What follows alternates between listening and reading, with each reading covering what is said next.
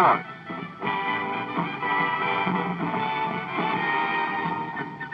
Brings you the sixth game of the 1968 World Series. The Detroit Tigers versus the St. Louis Cardinals. Brought to you by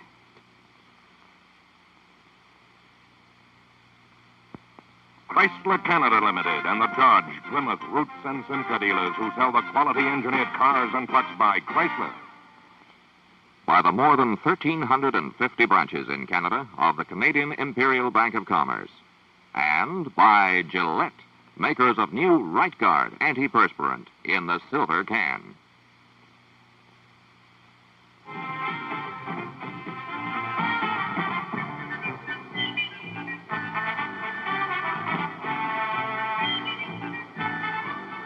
Once again, Bush Memorial Stadium, the Gateway Arch to the west, and once again the weatherman has become an important factor in the World Series. Showers off and on this morning. This game is going to be delayed 10 minutes. Neither team took batting or fielding practice. The tarp has just been removed from the field, and you can see the St. Louis ground crew now getting the diamond ready. So we will have a delay of 10 minutes, but Game 6 of the World Series is definitely on. Hi, everybody. I'm Kurt Gowdy of NBC Sports. This is Harry Carey, the voice of the St. Louis Cardinals. And down around the stadium and roaming around wherever he may be will be Tony Kubek, also of NBC. And a hypodermic needle has now become the big story of the sixth game. Danny McLean, the 31-game winner of the Tigers, was supposed to be done in this series because of a sore shoulder.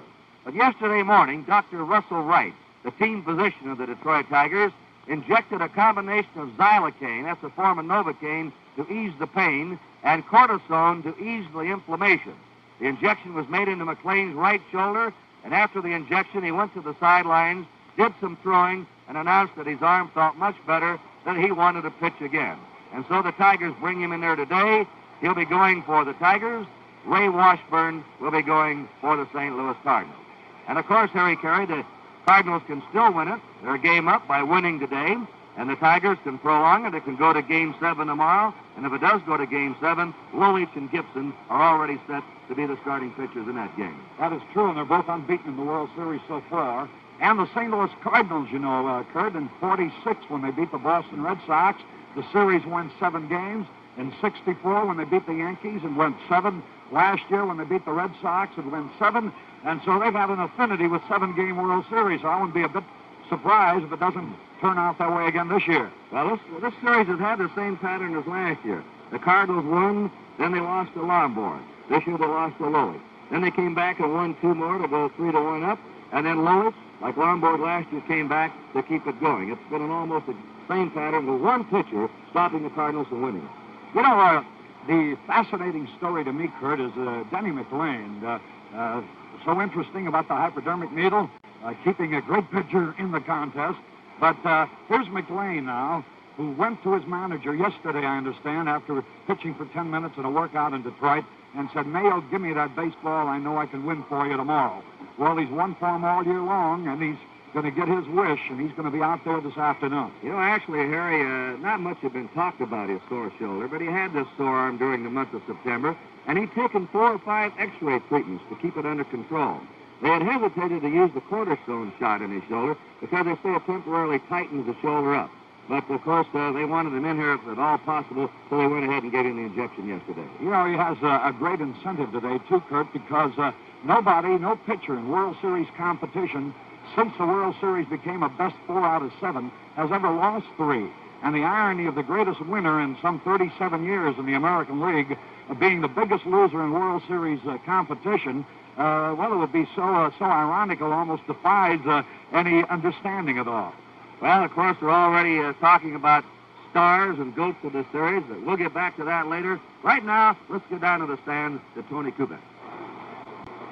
Thank you, Kurt and Harry. Down here we've got the manager of the Detroit Tigers, manager Mayo Smith. Mayo, you've had more big decisions in this World Series thus far than any manager I've seen. You've done so well.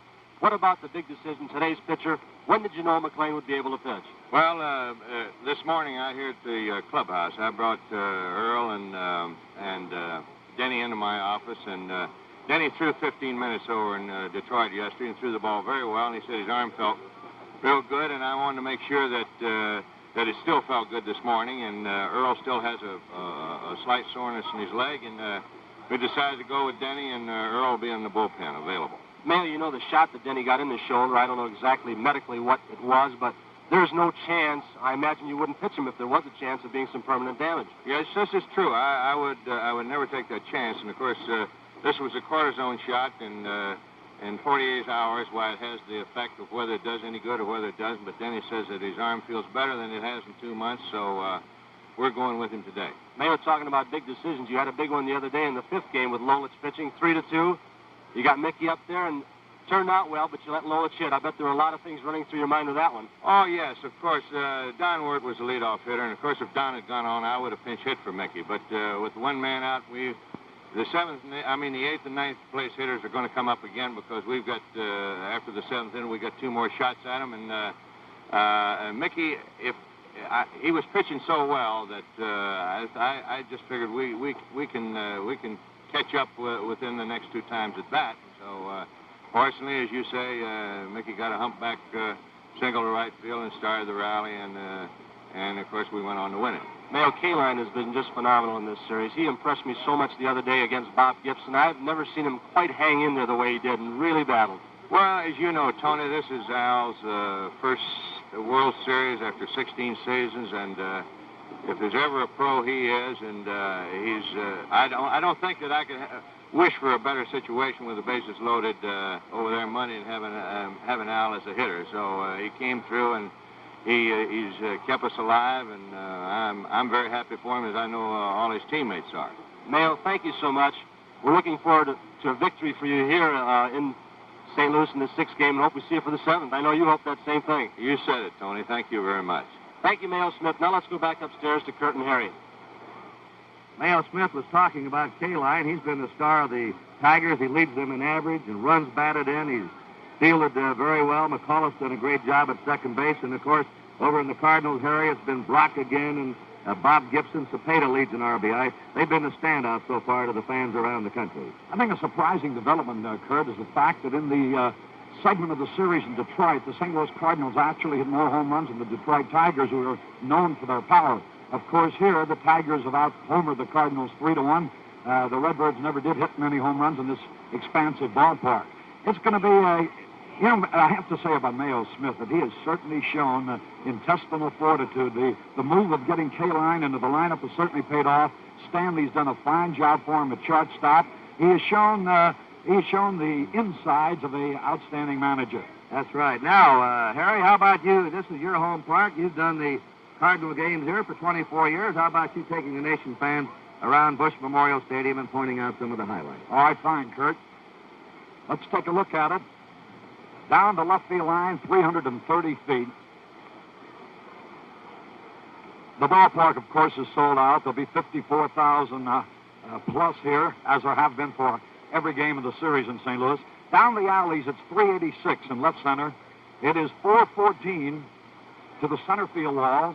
You notice the big, wide scoreboard out there.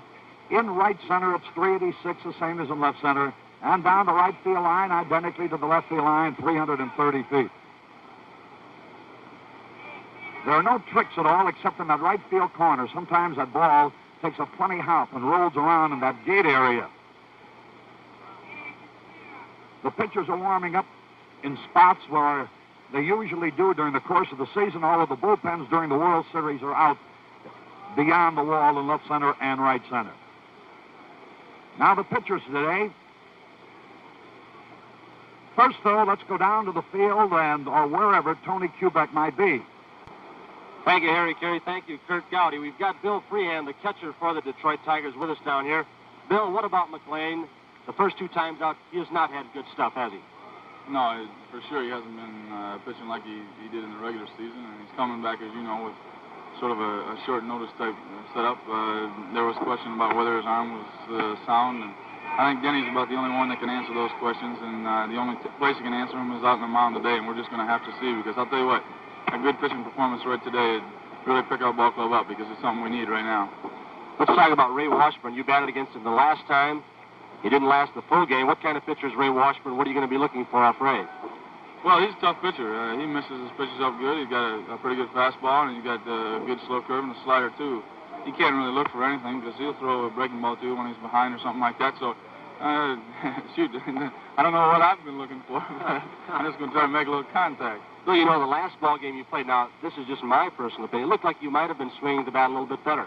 You've been getting a lot of advice, I know, from all different angles, and everybody's been telling you you're doing this wrong and that. What are you going to try and do today? Just relax? Tony, I was trying to believe in some of your mistakes yesterday. There's no use lingering on them. No use worrying about what's behind you. Think about what's ahead of you, because right now we're not in too bad a situation. We can win this ballgame. We're right even with these people again, and if I worry too much about what happened yesterday, it's not going to do me too much good. So I'm just going to be positive as I can, and maybe I can help the club with my bat in the last couple of games. That's what I'm hoping for. Bill Freehan, we hope you're right, and we hope the Tigers can take it to 7. Good for baseball, good for everybody concerned. Thank you so much. Okay, Tony, thank you. Now let's go back upstairs to Kurt and Harry. The pitchers have been getting ready for the last 5 minutes or so. And the big story, of course, Denny McLain, 24 years old, a 31-game winner during the course of the regular season. You see him in slow motion. Anybody that can win 31 games, you know is outstanding. He hasn't been done outstanding in the World Series, and he himself is more aware of that than anybody else. He has a fine fastball, has a wide assortment of pitches, a great competitor. And just the story of his approaching his manager and wanting so badly to get to the baseball, to win a big ball game for his Tigers, I think reflects that as well as anything. Across the way is Ray Washburn. He's 30 years old. The right-hander had his best season in the major leagues this past year when he won 14 and lost 8. He won the third game of the series 7-3, needed relief help from Joe Horner, the southpaw. He is basically an off-speed pitcher now. Until he hurt his arm about 5-6 years ago, he was outstandingly fast. As a result of the arm problem, he had to learn off-speed pitches, and he has learned them well.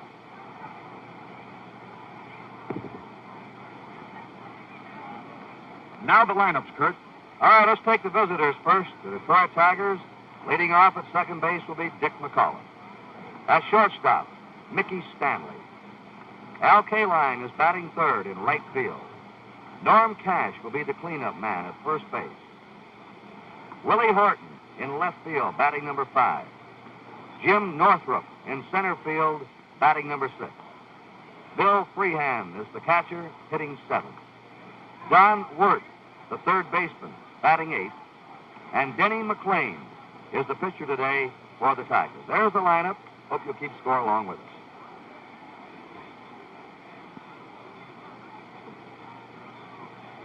Now the homestanding Cardinals.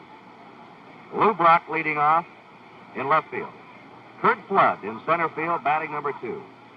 Roger Maris in right field, batting 3rd. Orlando Cepeda is the cleanup man at first base.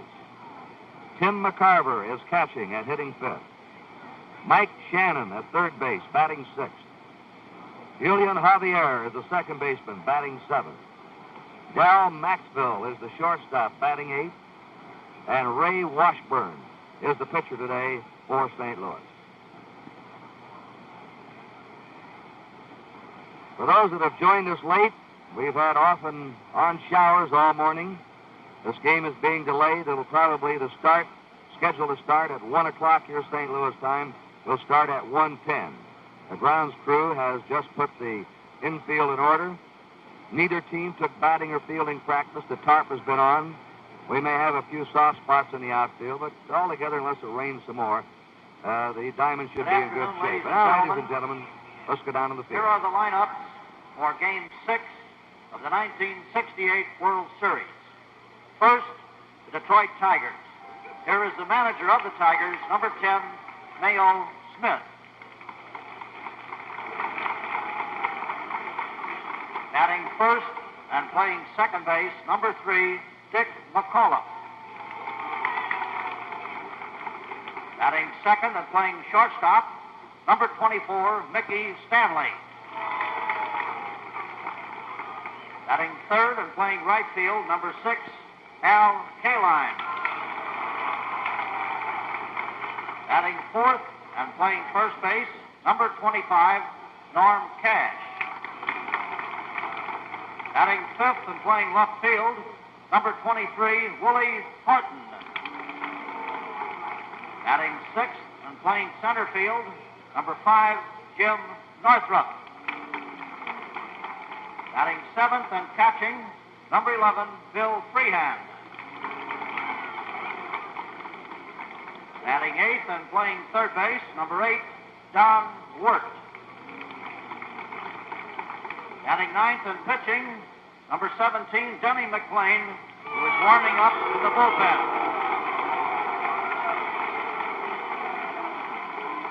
And here are the remaining coaches and players of the Detroit Tigers.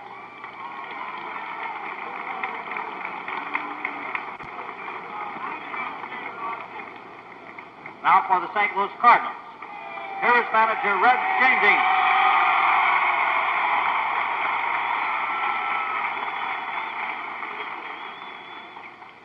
Batting first and playing left field, number 20, Lou Brock.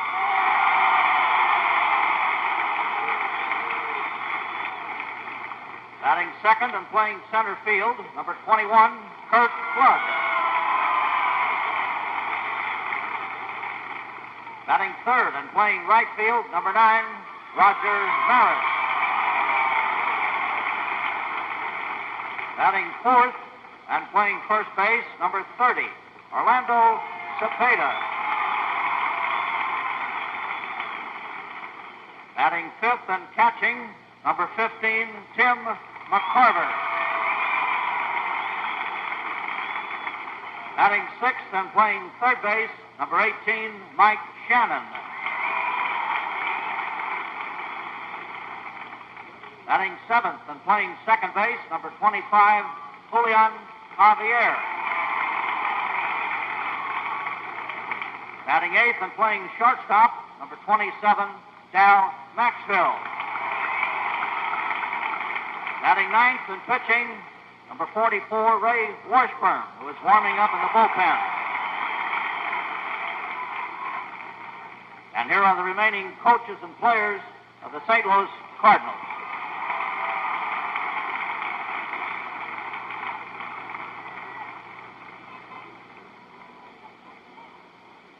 Ladies and gentlemen, please rise for the national anthem, which will be played by Dick Runner's band and will be sung by Miss Lydia Hunter, a graduate student majoring in music at Washington University.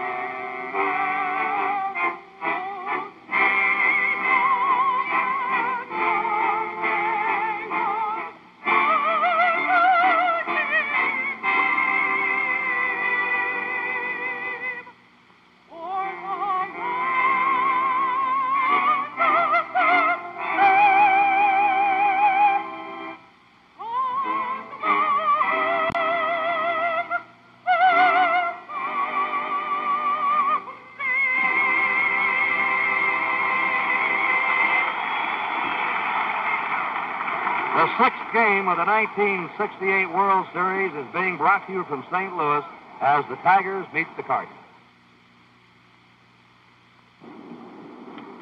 Wherever you are, whatever you're doing.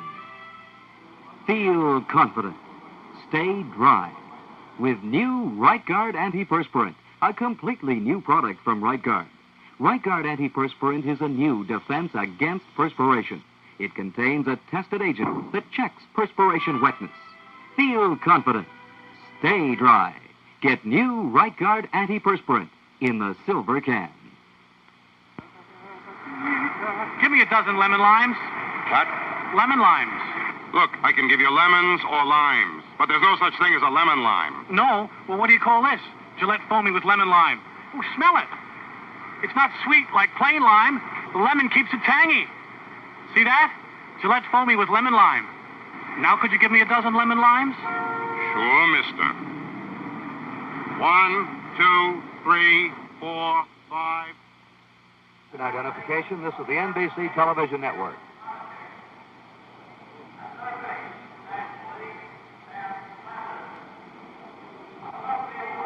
The umpires meeting at home plate. Manager Mayo Smith and Red Shaney's coming out for the Cardinals. Tom Heller will be behind the plate. Tom Gorman at first. Jim Honeychick at second. Stan Landis at third. Bill Kinnaman umpiring the left field line, and Doug Harvey the right field line. The 6 umpires now have done the complete rotation. Each of them has been at one station during this World Series. The first ball is going to be thrown out by the president of the National League, Warren Giles, who's been the president of the National League since 1951. And his toss goes to Tim McCarver. It'll probably be repeated again, which has been a pattern here for photographic reasons. No?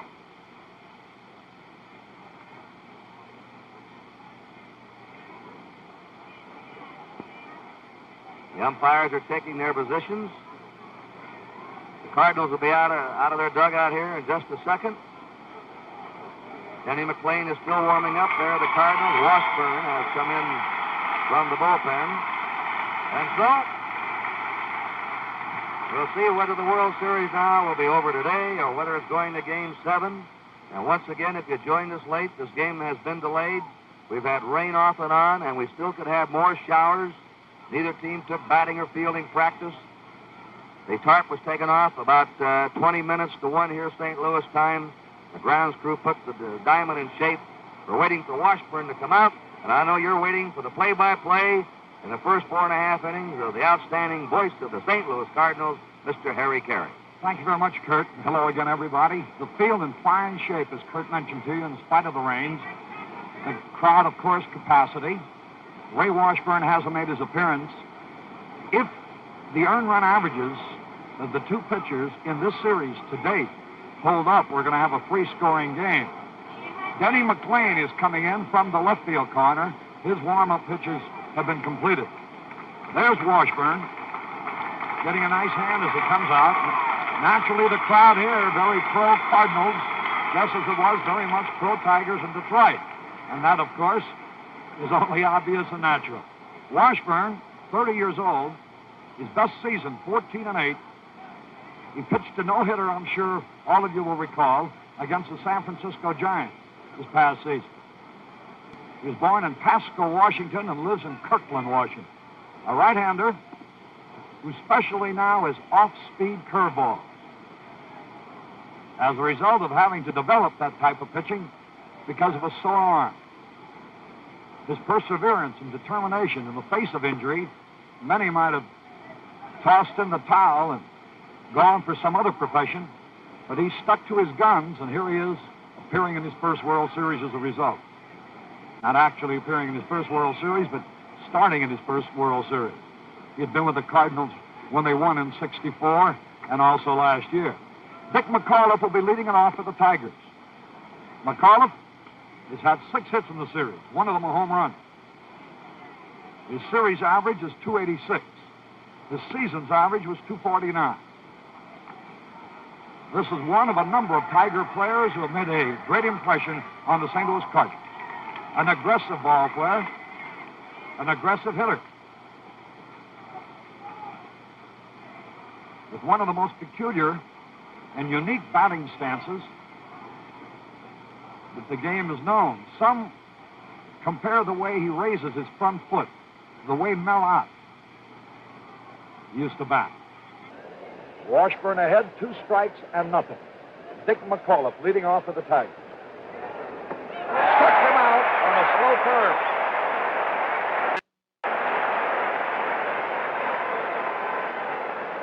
Now coming up, Mickey Stanley, an outstanding defensive center fielder. In a bold move, has played a fine shortstop. Stanley has had 4 out of 19 in the series, which is a .211 average. He has good power.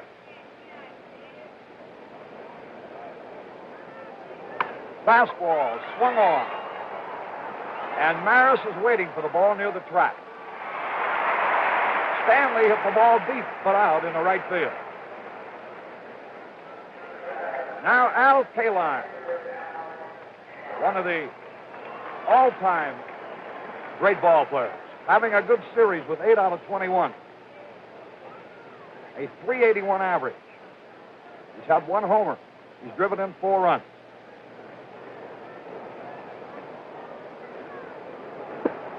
Strike, a fastball. Washburn's control much better today than it was in the 3rd game of the series which he pitched. There's Wally Moses coaching at first base for the Tigers, and Tony Cuccinello at 3rd. Fastball low. 1 ball, 1 strike.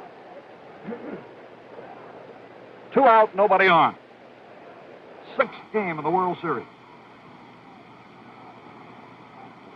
Kaline has power everywhere. Fouls one off to the right. Kurt, what he's been doing in this series, Harry, and he's done it most of his life, is he hits the low fastball, tries to go the opposite field with it. Good breaking ball hitter and a good high fastball hitter. 2 strikes and a ball. 2 out, nobody on, 1st inning.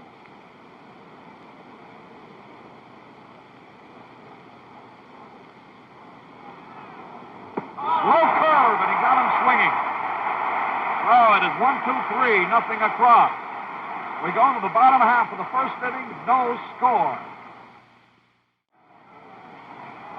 Back at Bush Memorial Stadium in St. Louis, Lou Brock will be leading it off for St. Louis. He's had an outstanding World Series. Denny McLain on the mound. Look at that record for the season. Earned run average 1.96, 31-6. But he's lost 2 in this World Series, and he is very, very determined not to make a 3. Now, Harry, if he doesn't look right, I'm sure there'll be immediate action in that Tiger bullpen. Lou Brock. In each of the last 3 games of the series, Brock has reached base to start the contest. He's hitting .524. 400 for World Series competition. McLain started him off with an off-speed curveball, and Brock was way off stride as he fouled down the 3rd base line. Denny McLain, looking for his first victory in the World Series. Tigers must win in order to prolong the series. Right back to McLain. He'll throw him out easily. So McLain got Brock on a tap back to the mound. That will bring up Curt Flood. It's awfully early to make any observations, Curt, but he does seem to be throwing freer out there. The problem has been, according to Dr. Wright of the Tigers, that in this series, when he's really tried to cut loose with his fastball, it has hurt. He's had pain out of it and has thrown his control out. Curt Flood, fastball outside. Flood is hitting an even .300 for the series. He batted .301 for the year. And that's just about how consistent he is. Fastball high. 2 balls, no strikes. Bill Haller of the American League is the plate umpire. He has a brother, Tom, who's caught in the National League for years, now with the Dodgers. Smash right to Stanley. A wicked low-line drive, but Mickey Stanley grabbed it.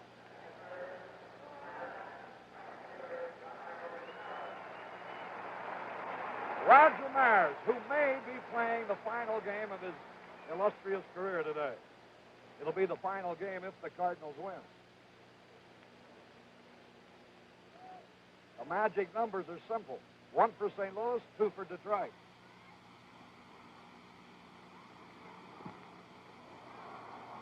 Pitch low, curveball. Maris in this series has had only 1 out of 12, which is .083. Last year, he had an outstanding series.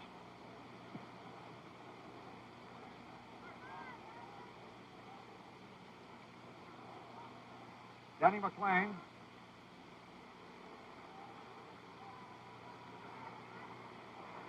Fastball in there. A good high-riding fastball. Caught that outside corner. 1 ball, 1 strike. 2 outs, nobody on. No score.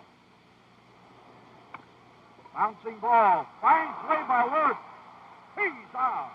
Beautiful play by third baseman Don Wirth, who had a leap and throw perfectly. 1, 2, 3, nothing across. At the end of 1 inning, no score. With Kurt Gowdy and Tony Kubek, this is Harry Carey. This game is authorized under television rights granted by the Commissioner's Office solely for the entertainment of our audience. Any publication, reproduction, or other use of the pictures, descriptions, and accounts of this game without the express written consent of the Commissioner of Baseball is prohibited. Norm Cash, hitting .333 in the series. Hit .263 during the season. A power hitter. Slow curve, low. Washburn's using that slow curve a lot, Harry.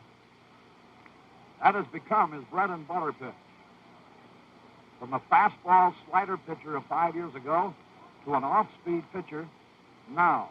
And he's had more success, as it turns out, with off-speed pitchers than he did earlier in his career. There was the fastball inside. As a result of his arm trouble a few years ago, Washburn is not as fast, but the use of off-speed pitches makes now his fastball appear quicker.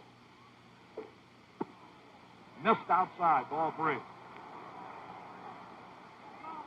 Norm Cash, the only member of the Tigers who has had previous World Series experience, played with the White Sox. There's a strike call. That is in the starting lineup. I'm sure Eddie Matthews was in more than just one. There you have a breakdown on Washburn's record for the year. Slider misses inside, ball 4. The first base runner of the day. Other members of the Tigers who have been in World Series, besides Cash and Matthews, Dick Trzaskowski, utility infielder, and Don McMahon, relief pitcher. Willie Horton. During the season, he walloped 36 home runs. He's hit 1 during this series. Great power.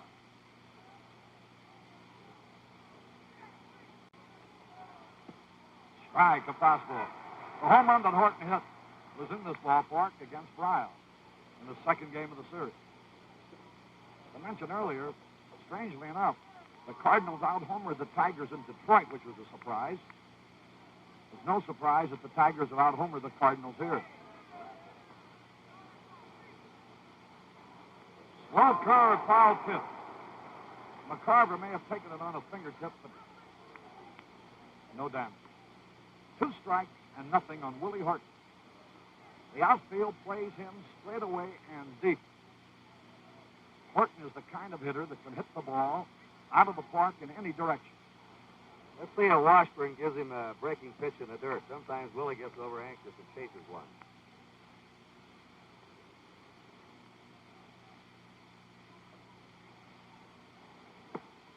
He gave him a tempting, tantalizing slow curve, low and away, almost exactly where you saw McCarver switch before the pitch, but Horton would have none of that. 2 strikes and a ball. No score. Top of the second. Cash at first base. There's a drive. Flood on the run. Might be between them. It is. Base hit. Cash is going to the wall. Cash might score. Here he comes. He'll make it. Norm Cash scores. All double to left center. Brock, cutting behind Flood, had a chance to cut the ball off, but couldn't quite make it. The Tigers are out in front, 1-0. Slow outfield, Harry. Any other day, that ball would have scooted through to the fence. Now Jim Northrup. He's had 3 out of 19. The slow curve. 1 ball, no strikes. 1-0 Detroit, top of the second. During the regular season, Horton hit 21 homers, led the team in runs batted in with 90. The slow curve in there.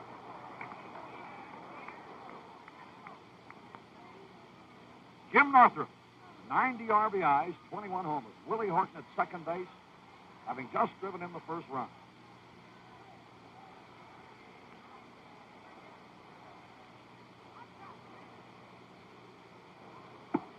Missed inside with the slider. Washburn in this inning has been behind hitters. In the first inning, he was ahead of them.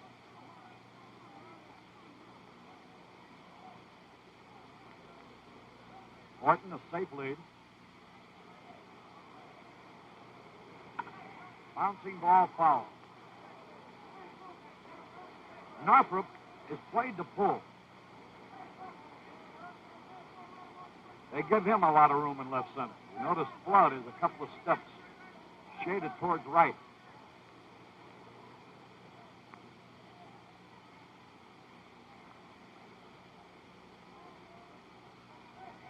Two balls, 2 strikes. Struck him out on a slow curve. Washburn may have gotten away with a pitch. That ball was high, a slow curve ball up high, just below the letters, but Northrup missed it. Here's a fellow, Bill Freehan, who's looking for his first series hit, and he's received hundreds of telegrams of tips of what to do about getting his batting average going and how to get a base hit in the World Series. Got a good sense of humor. He has them pasted up all over his locker in the Tiger clubhouse. Fine competitor, a good catcher, hit .263 during the regular season with 25 homers. He's 0 for 16, and that can't go on much longer. He's too good a hitter for that. 1 ball, no strike. 1 out. Willie Horton at second base.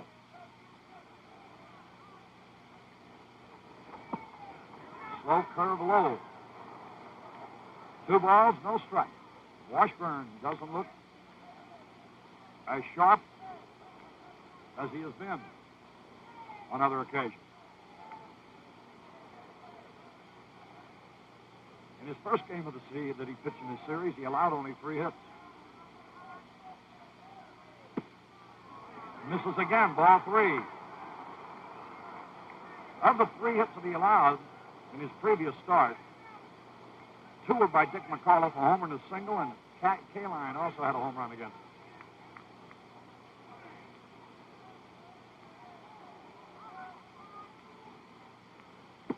Fastball in there. 3 balls and a strike. Freehan glancing at Tony Cuccinello, who on signal from manager Mayo Smith controls the hitter taking the situation. There's Cooch.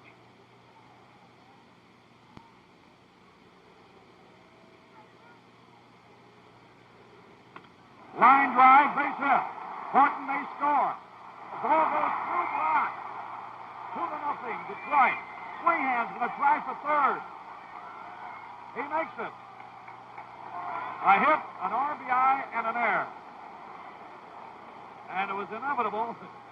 You just can't keep getting a hitter of Freehan's ability out that consistently. Not only an all-star catcher because of his glove work, handling pitchers, but one of the most dangerous bats among the catchers in the major leagues, and he had to come through. Lou Brock wanted to make a play to the plate, but the ball rolled through his leg. Rock has a strong arm. Doubtful, though, if he could have gotten the Horton, even if he fielded the ball cleanly. Downward, the third baseman had 1 out of 11. The infield is in. The fastball is high. 2-0 Tigers in the top of the second. McLean against Washburn. Swung at a slider and he missed it. That evens it, a ball and a strike.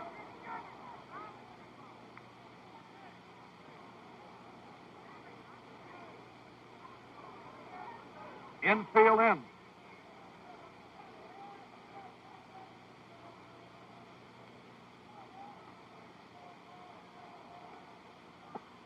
The curve is low. 2 balls and a strike. It's been a tough inning for Washburn. Activity in the Cardinal bullpen.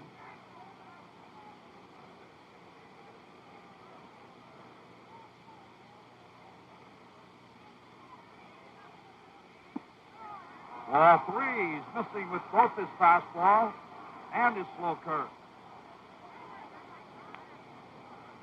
A walk to Cash started this inning. A double by Horton drove him in. After Northrop Fan, Freehand got his first hit of the series, driving in the run. 3-2 situation on Don Wirt, who had 12 homers during the regular season and batted .200, driving in 37 runs. A pesky type of hitter, Freehand at third base.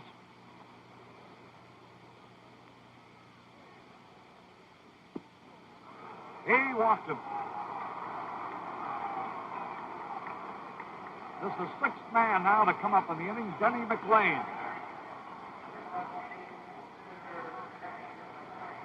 In the Cardinal bullpen, Larry Jasker and Ron Willis. Jasker a left-hander, Willis a right-hander are warming up. Wonder if the Tigers would put the squeeze on, Harry. This fellow led the American League pitchers this year in sacrifice bunts. He's a good bunter. We'll keep an eye on Freehand to see if he breaks. The fastball was low. McLean, during the regular season,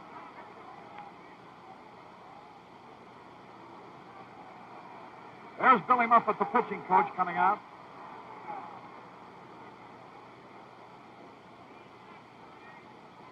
Batted 162 averages.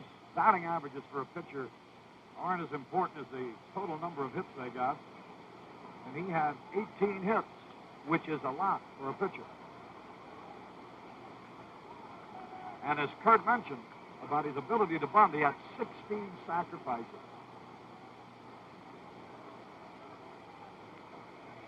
It was a short confab on the mound, and now we're ready. Bouncing ball. It is foul. And Freehand will return to third base. McLean to the plate and Wirt to first base. 2 runs are in. Detroit's out in front in the 6th game of the World Series.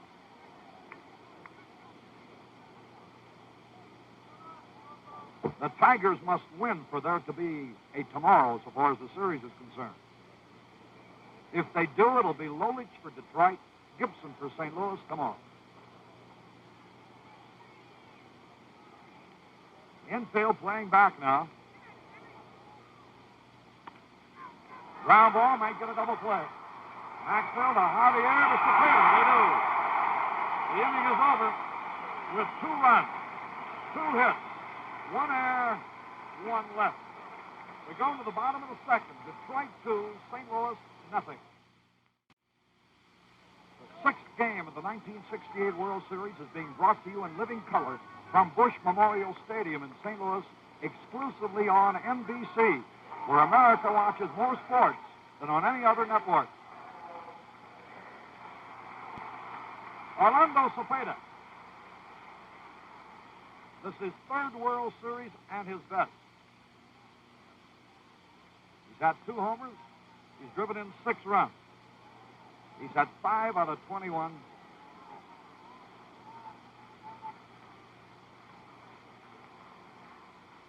The fastball in there is strike call. McLean coming directly over the top.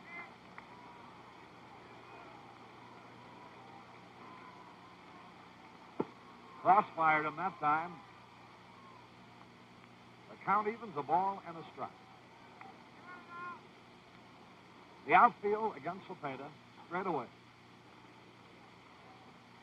As As I mentioned about Horton, he can hit the ball anywhere. Base hit like a bullet. Cepeda opens the second for the Cardinals, becoming the first base runner against McLean. Cepeda was talking about the first two games in the series being important to a hitter. If you don't get a hit in those first two games, you start to fret. He said, I know what Bill Freehan was going through until this year. It had happened to me. He's been loose in this series. McCarver, 7 hits in the series, batting .350. Hit .253 during the season. Fastball is in there. There's Dick Sisler, coaching at first base. Joe Schultz at third base for St. Louis.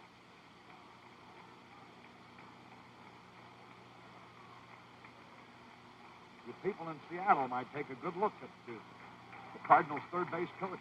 You'll see a lot of him next year as the manager of the Seattle team of the American League. That definitely been announced? No, but I think it's set. Everybody knows that it's going to happen. 2 strikes, no ball. Tim McCarthy from Memphis, Tennessee.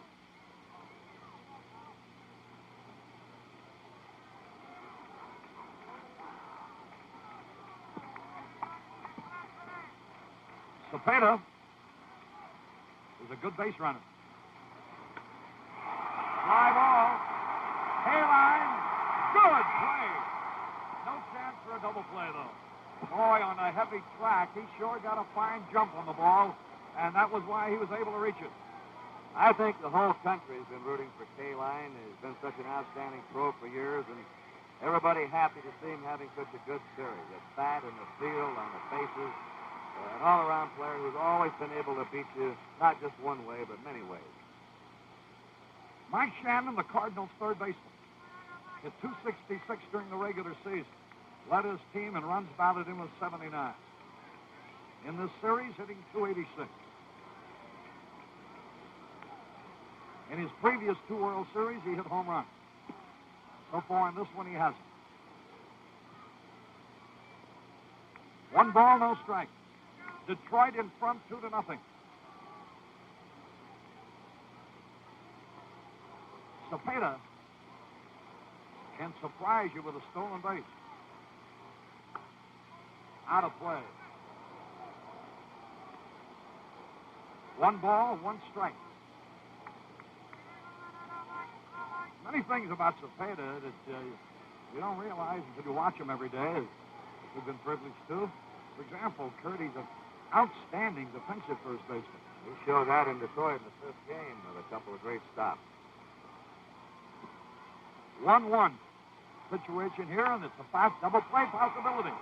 Stanley to McAuliffe to Cass. So Shannon hits into a double play to end the inning. No runs, 1 hit, no errors, nobody left. At the end of 2, it's Detroit 2, St. Louis nothing. And now to the ever-roaming Tony Kubek. Thank you, Harry. And once again, you can see I've caught a break in the stands. An attractive young lady. What is your name, and what does the uniform mean? My name is Rachel Tal. I'm from Israel. That's the uniform of a policewoman in Israel, from Tel Aviv, Israel. And I'm here for the Israeli festival at the 6th Bar and Fuller department store downtown. Raquel, nice seeing you. This is your first ball game? Yes, that's my first ball game that I'm seeing in my life, and I like it very much. I guess you don't understand, but right now let's go upstairs to Harry and Kurt. Tony, how do you do it? How do you do it? What an assignment. Like to be arrested by her. First pitch is inside to McAuliffe, who fanned his first time at bat. 2-0 Detroit. We're in the 3rd inning. Fastball low. Boy, it's amazing. This fella, even Lou Brock, as fast as he is, has been able to match what he did this past year. Didn't ground into a single double play. 162 game season. Never grounded into a double play. Fastball wide, ball 3. And only 2 the year before, and one of those was his last time at bat. Washburn's really struggling. He's behind the hitters all the way in the 2nd again here in the 3rd.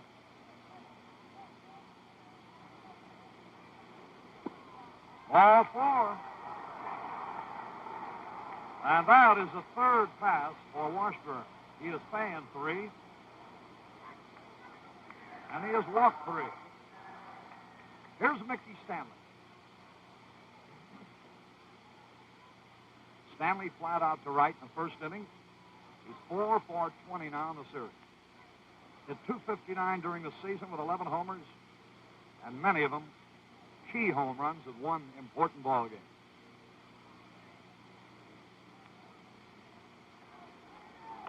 There goes McAuliffe. The hit and run was on, and Stanley fouled the pitch off. McAuliffe and Stanley are always a threat on the hit and run because Stanley can handle the bat. McAuliffe has speed. Washburn is usually a control pitcher. This gray afternoon, he's had trouble.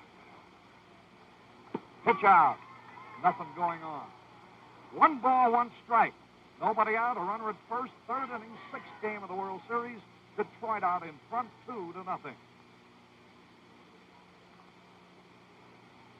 Boy, there's an acre of ground in left center. Base hit in the left.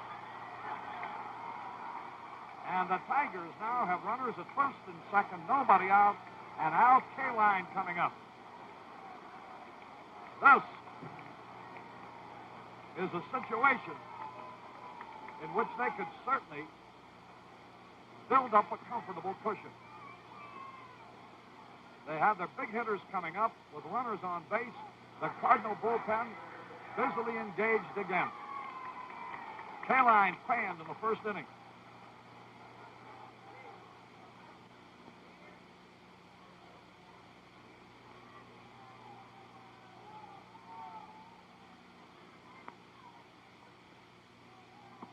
The fastball is high.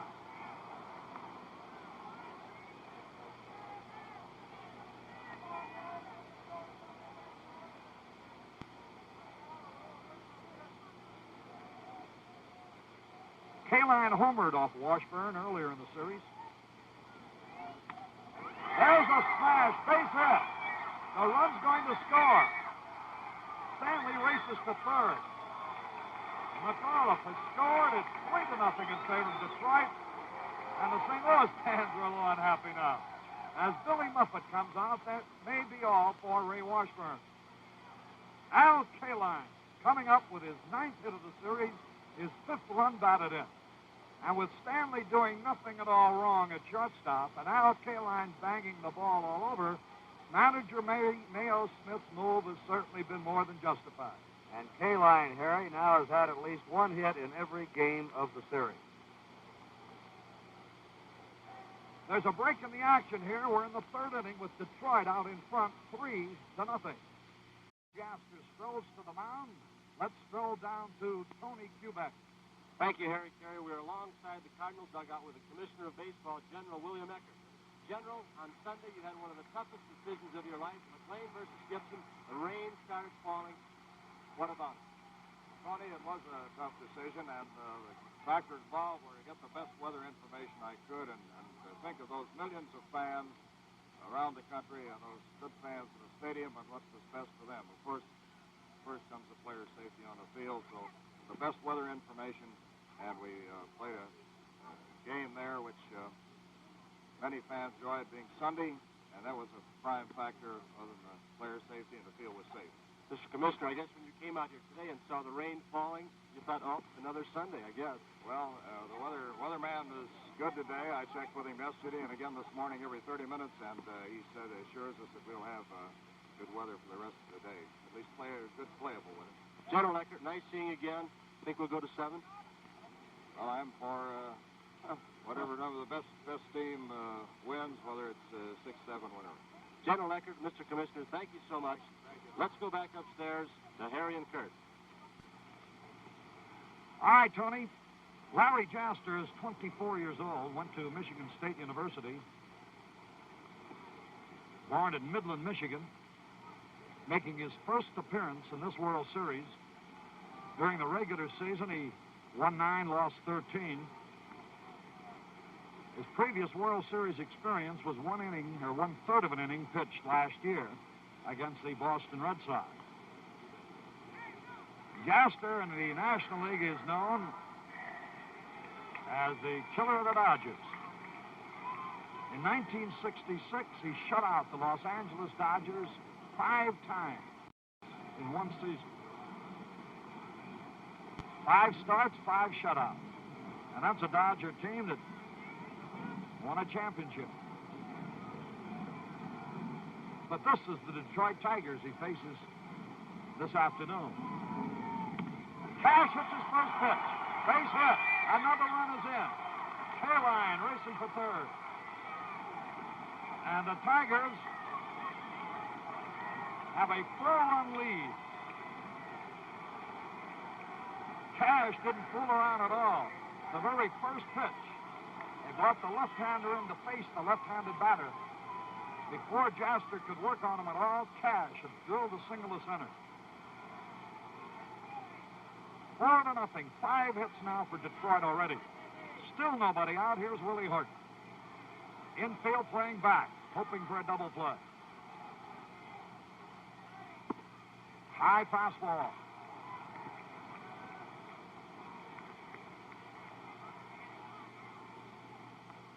Horton drove in the first run in the second inning with a double. The curve is low, ball 2. Those line drive base hits to the outfield with the rain this morning. The outfield grass is slow. The ball is not rolling very fast out there. And these Tigers are really cartwheeling from first to third.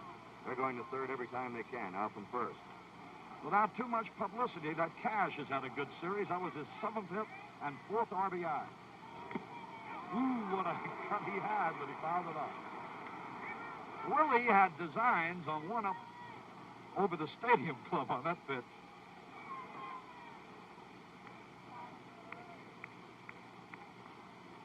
K-Line at third. Cash at first. 2 runs are in. Nobody is out yet. I got it, Kurt. I'll protect you up here on that foul ball. You don't have that fish net for this series. No, I don't know why you fellows don't let me use that. 2 balls, 2 strikes, 4-0, Detroit out in front. Gee, the pattern of this series compared to a year ago is so consistent.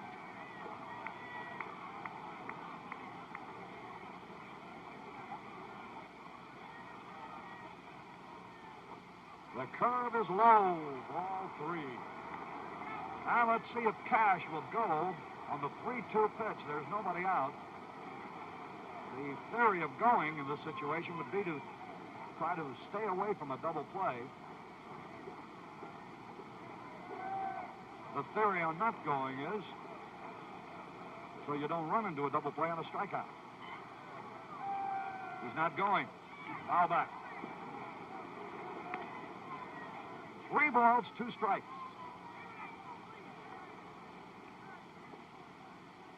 Ball players, when we say he sure had a good cut, ball players are more concerned with the type of swing the batter takes than anything else. You can tell whether he's being fooled or not. And Mr. Horton is not being fooled. He's just fouling him off. 3 balls, 2 strikes. Runners first and third. Nobody out. The 5th man to bat in the inning, Al K-Line. At third, Cash at first.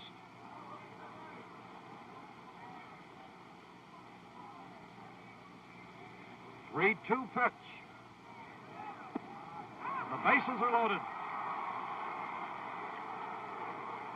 A big 3rd inning for Detroit. 2 runs already home. Bases loaded.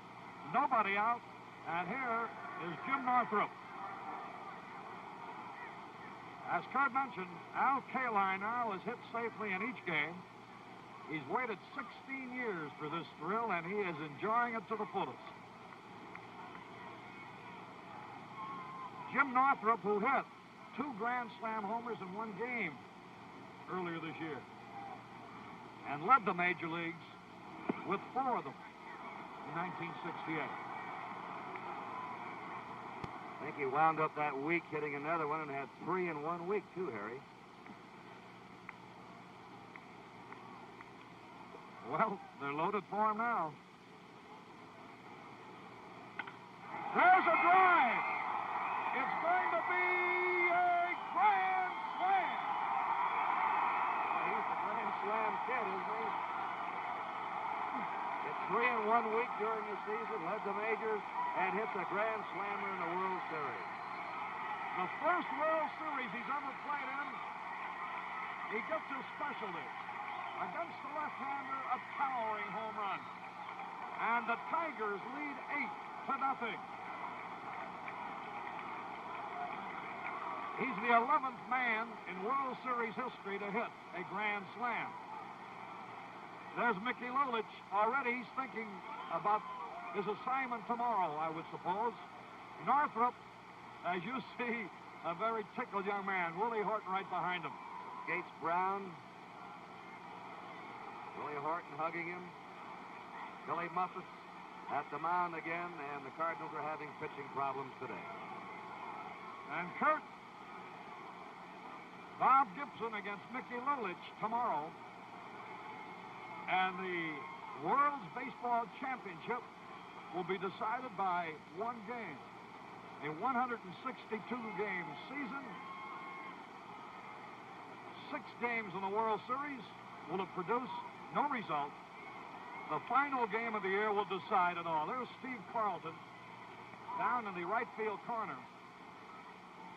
But apparently, he will return to the bullpen. Joe Pepitone of the Yankees hit the last grand slammer, and it was against the Cardinals here in 1964. With the break in the action here, the score, Detroit 8, St. Louis nothing.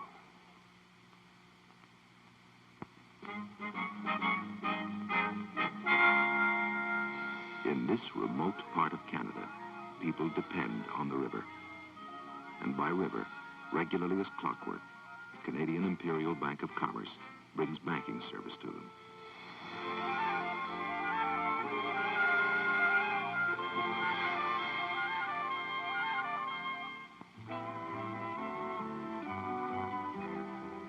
The SS Jean-Briand is just one of the more than 1,350 commerce branches in this country.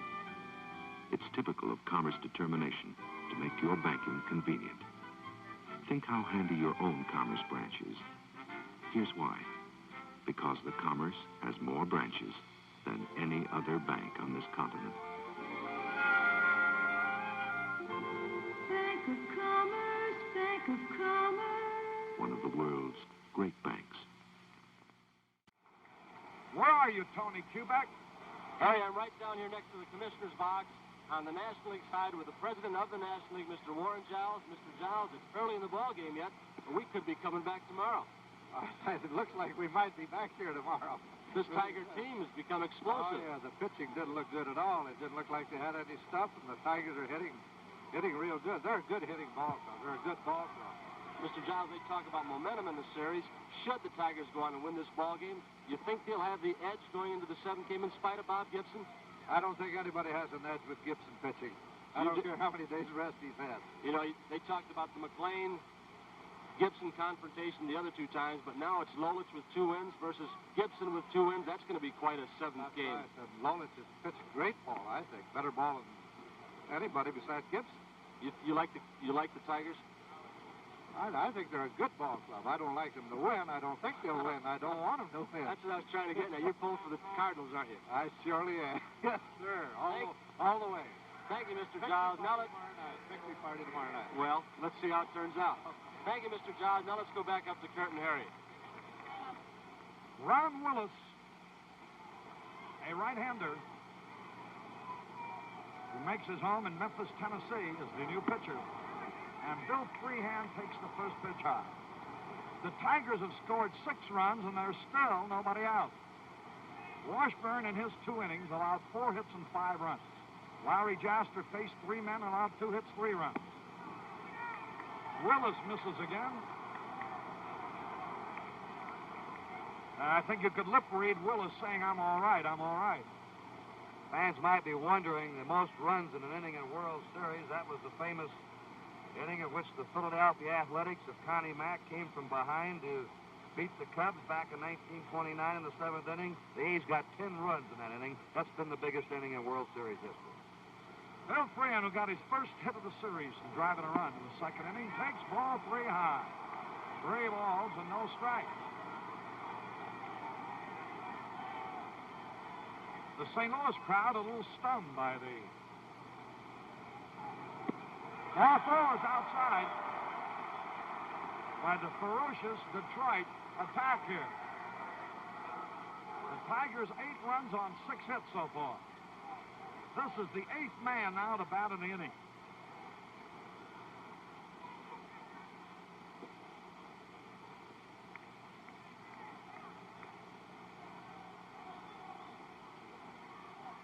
Downward.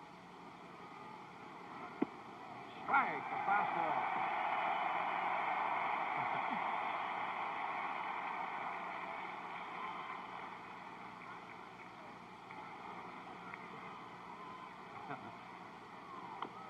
Fouled it off, strike 2.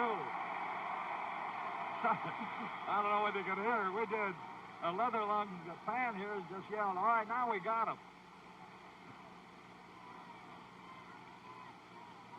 Downward. The 12 homers during the regular season. Curve is low.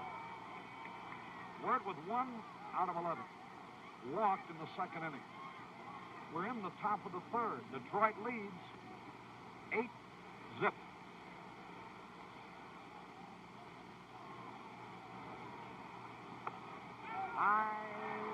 Out of play, foul ball.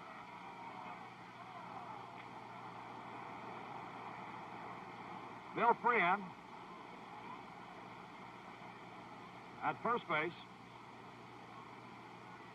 7 men in a row have been on base. 6 of them have scored.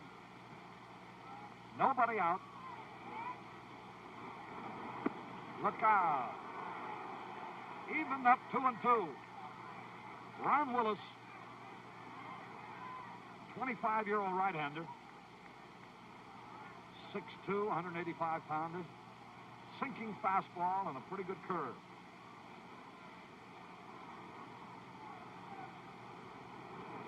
Hit him with a pitch ball. 8 men in a row have reached base. Is that a record, Alan? Well, they could challenge it. That same Philadelphia A's team sent 15 men to the plate in that one big inning, that 7th inning, against the Cubs back in 29. And now here's the 9th man up for the Tigers. Denny McLain with runners at first and second, and he has an 8-0 lead. Hitting a double play his first time at bat. They expect him to bunt. High fastball right under his chin, and it hit him. Ball 1. Willis, exceptionally wild out there.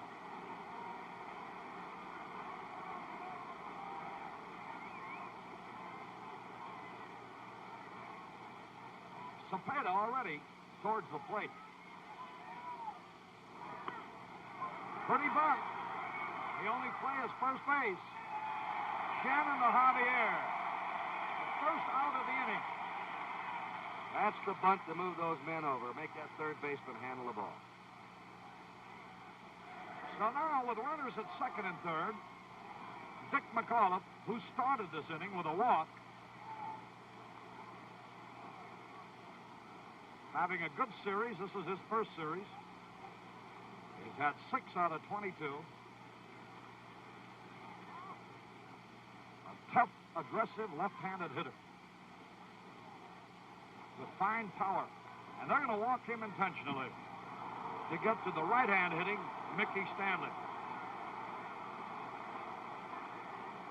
So McAuliffe is being intentionally passed.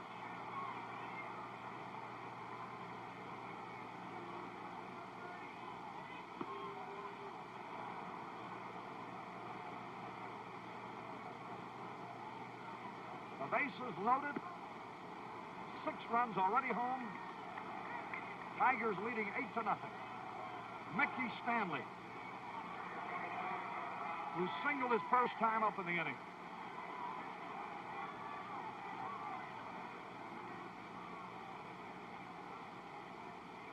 Comes up with the bases loaded. The infield is playing back, hoping for a double play.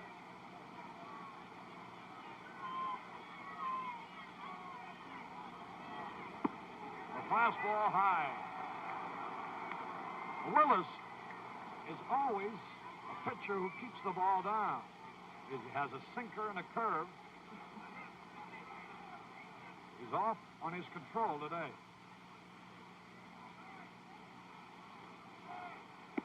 Strike caught the corner. Stanley from Grand Rapids, Michigan. 26 years old. The bases are jammed.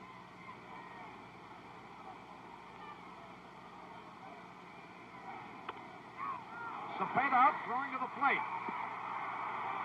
He's out on a force play with McCarver making a one-handed, backhanded grab of the throw.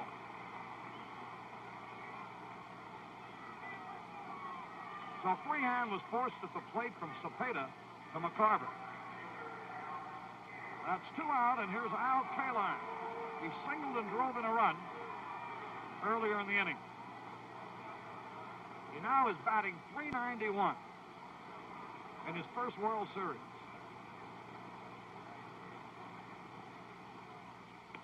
Another hit. 1 run is in. Another man's going to score. And it's 10-0. An 8-run inning for Detroit. Al Kaline. Second hit of the inning. He now has driven in 3 runs in this inning alone. Now leads in the series with RBIs with 7.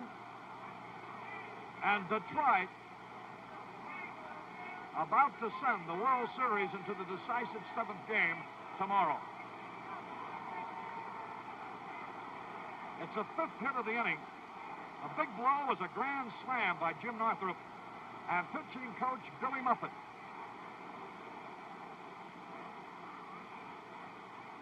Again comes out. And with Cash, the batter, this is the second time in the inning that Cash will be facing a relief pitcher, a different relief pitcher. Jaster was brought in to pitch to him earlier in this inning, and Cash lined a single to center to drive in a run. Now, another new pitcher will be brought in. And as the new pitcher, Dick Hughes, comes towards the mound with a break in the action, the score here now is Detroit 10, St. Louis nothing. We pause briefly for station identification.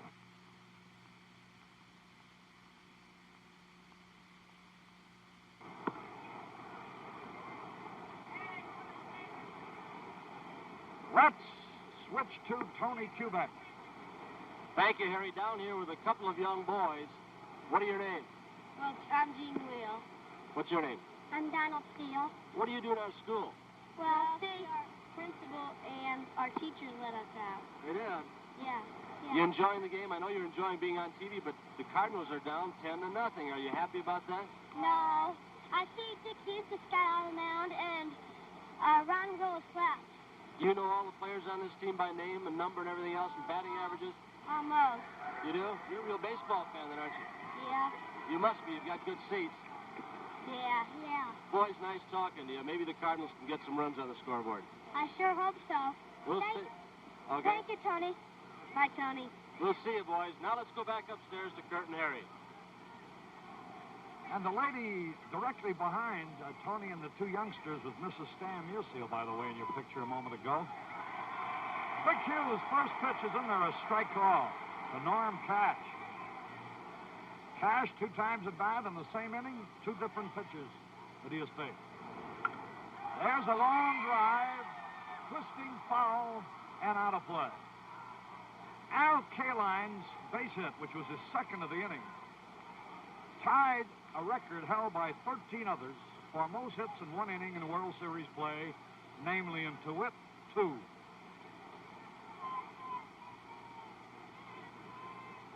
Dick Hughes' fastball is foul back. Runners at first and third.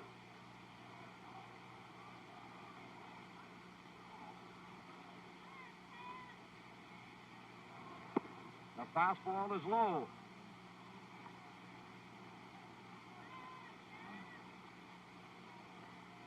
This is the 13th man to bat in this inning. Foul back. 2 strikes and a ball. You know, Harry, coming into this game, the Cardinals had outscored the Tigers in the series 25 runs to 17. Now the Tigers have scored the most runs.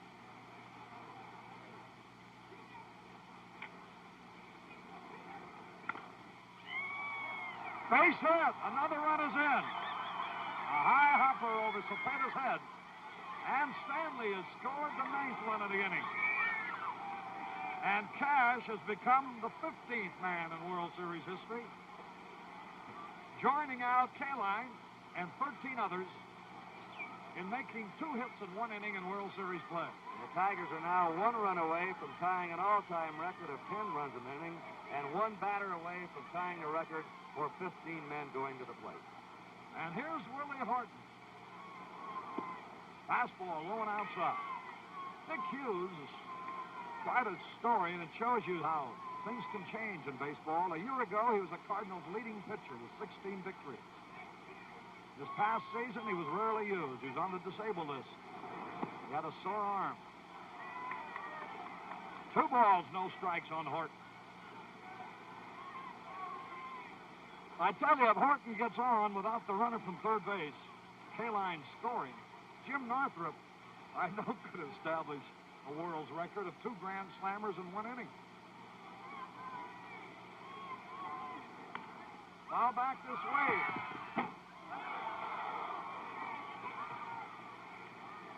There, we not only needed the net for the baseball, Kurt, but for protection.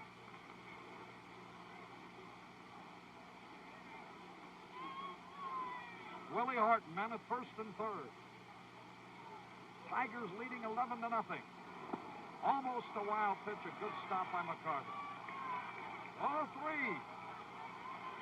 I think the crowd is beginning to realize the setting that is possible should Horton walk. And that is Northrup coming up again with the bases loaded.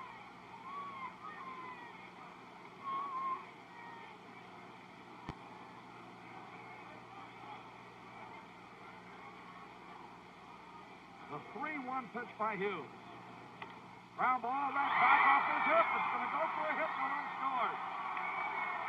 That ties the World Series record going all the way back to 29 when the A's scored 10 runs in the 7th inning against the Cubs. The Tigers now have scored 10 runs against the Cardinals and are sending their 15th man to the plate to also tie a record.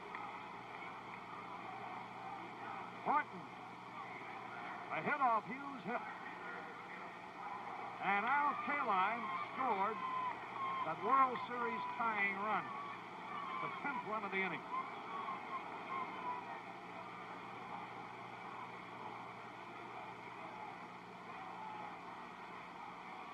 Runners at first and second. High drive. Left field block is there. The inning is over.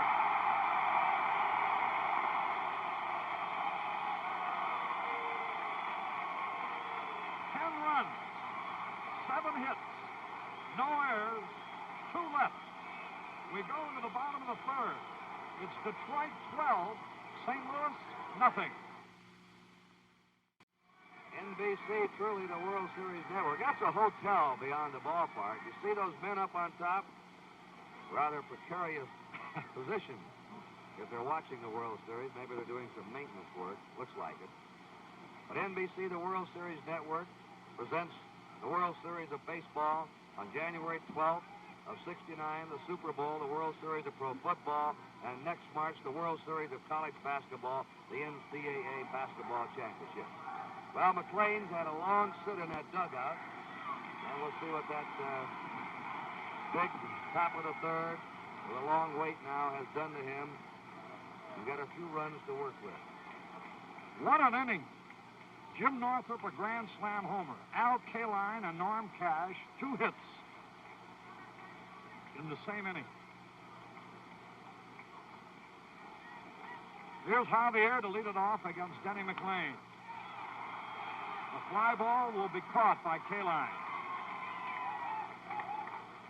We had 2 men get 2 hits in an inning, Kaline and Cash, and we had 3 men who scored 2 runs in the inning. That could be a record, too. 3 different men scored 2 runs in that inning. McAuliffe, Stanley, and Kaline. Here's Dow Maxville looking for his first hit of the series. McLean's fastball is high.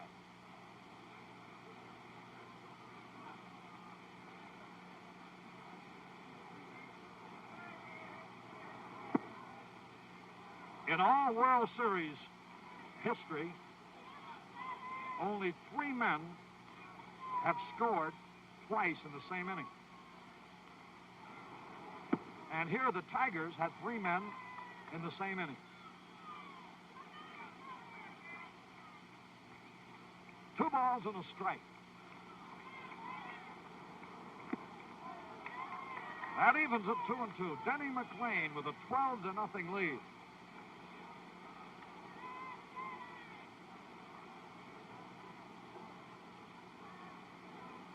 The Tigers missed the extra point on each touchdown. 2 balls, 2 strikes, 1 out.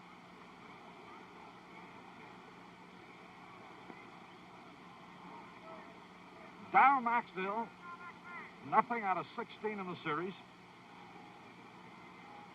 He and Freehand had identical records before today. All 3. 3 balls, 2 strikes. The Cardinals' biggest inning of the year was 10, by the way, against Cincinnati in a ball game this summer. The fly ball will be caught by Jim Northrup. 2 men are out. McLean's allowed only 1 hit, and that was erased in a double play. Here is Dave Ricketts, utility catcher,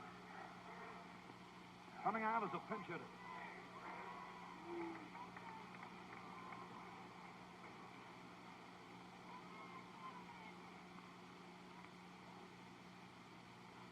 Ricketts, 33 years old, takes the first pitch in there. During the season, he was at bat only 22 times, had 3 hits for a 136 average, making his first World Series appearance.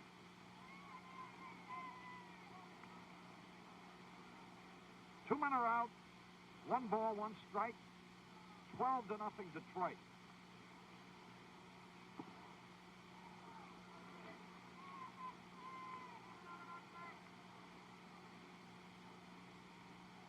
Ricketts, a member of the Cardinals last year, as they won the World's Championship, making his first appearance in a World Series game.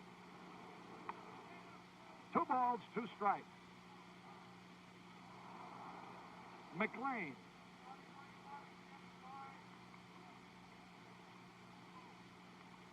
The Cardinals use a 5.5-pound magnesium bat in the on-deck circle. Call it a Maggie bat. Base hit for Ricketts. A line single to center.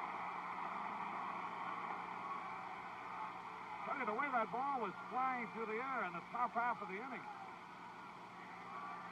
it would have seemed that maybe the Tigers are using that 5.5-pound bat.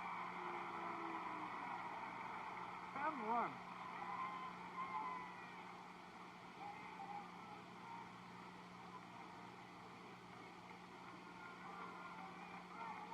Ricketts had appeared in the World Series last year as a pinch hitter.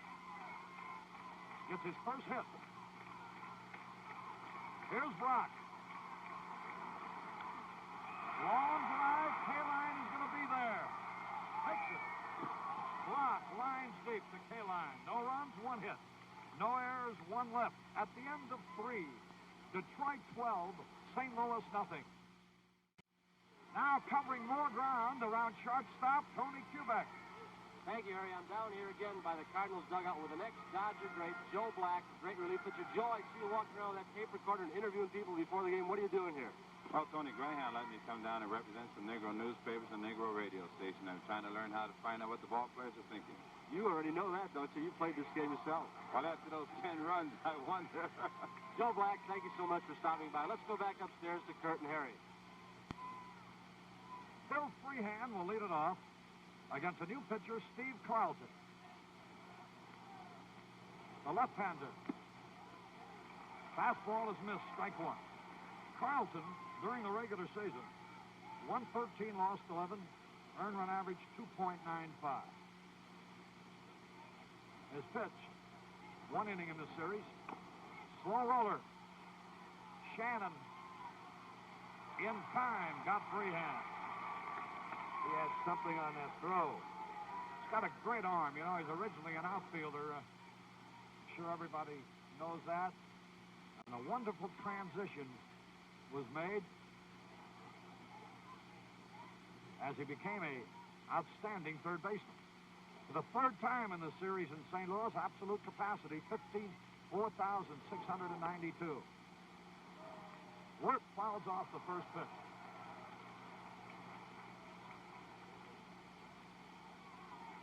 Well, looks like 7 again. Wirt pops up. Knoxville. 2 away. And in 7 last year, Gibson pitching the 7th game with 3 games rest. And Lolich will be pitching with 2 days rest the same way Lombard did last year. 2 men are out. Denny McClain, the batter. Steve Carlton from Miami, Florida. Won't be 24 until December. 1 strike and no ball.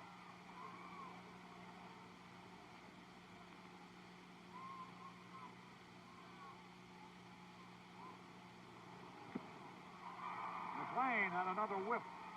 2 strikes, no ball. Then he rolled into a double play in the second. Laid down a sacrifice in the third.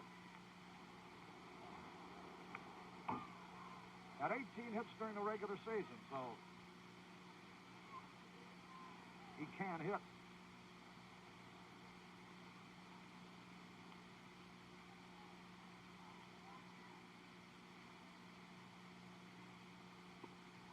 Struck him out.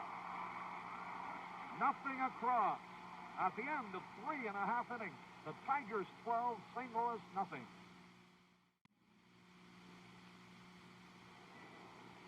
Bottom of the 4th. And if you're just joining us for some reason, where you been? It's the Tigers 12, St. Louis nothing. Here's Kurt Flood. Fastball high.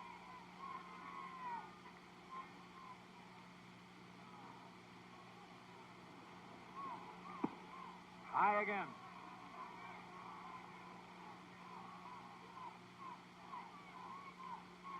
You know, and I mentioned that the Cardinals scored 10 runs in an inning game earlier this year in Cincinnati. High fly. K-line on the run. So is McAuliffe. And McAuliffe makes the catch. There's a boy that's really done a great job in the field. He became an all-star American League shortstop with his bat. They moved him to second. Now he's become an excellent second baseman. He's played very steadily, made 2 brilliant plays in the 5th game, and he's been all over there at second base.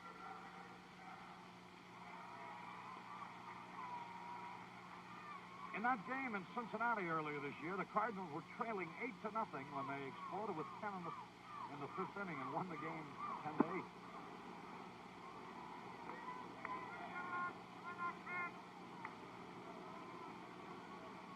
The most runs they scored in a game during the season was 11. 1 ball, 1 strike on Roger Maris. He bounced out his first time with Don Wirt making a good play. McLean's allowed only 2 hits.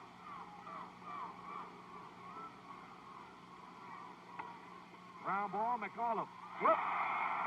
It's by. Ball may have taken a bad hop. Let's see what it will be.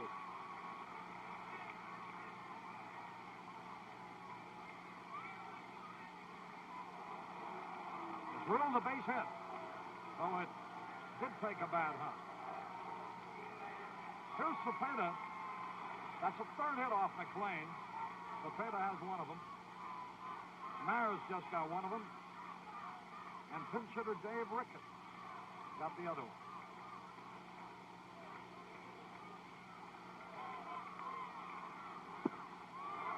He had a cut, but missed.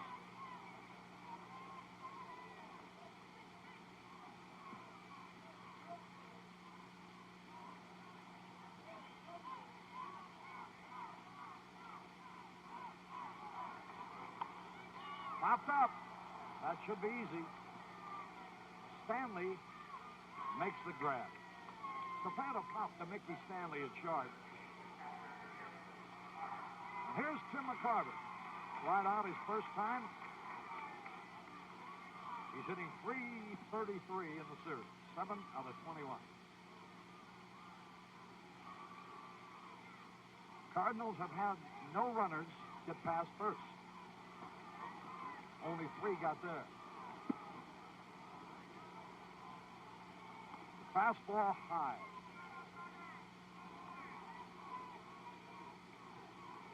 One ball, no strikes. 2 away. 12-0 Detroit, bottom of the 4th.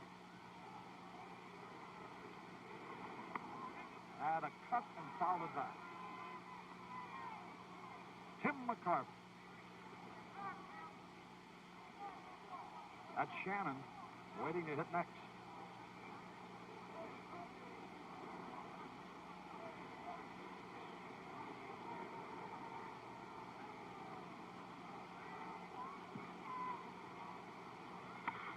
Line foul. Into the left field corner. 2 strikes and a ball. Roger Maris at first base. Norm Cash not holding him on. Tigers have the big lead.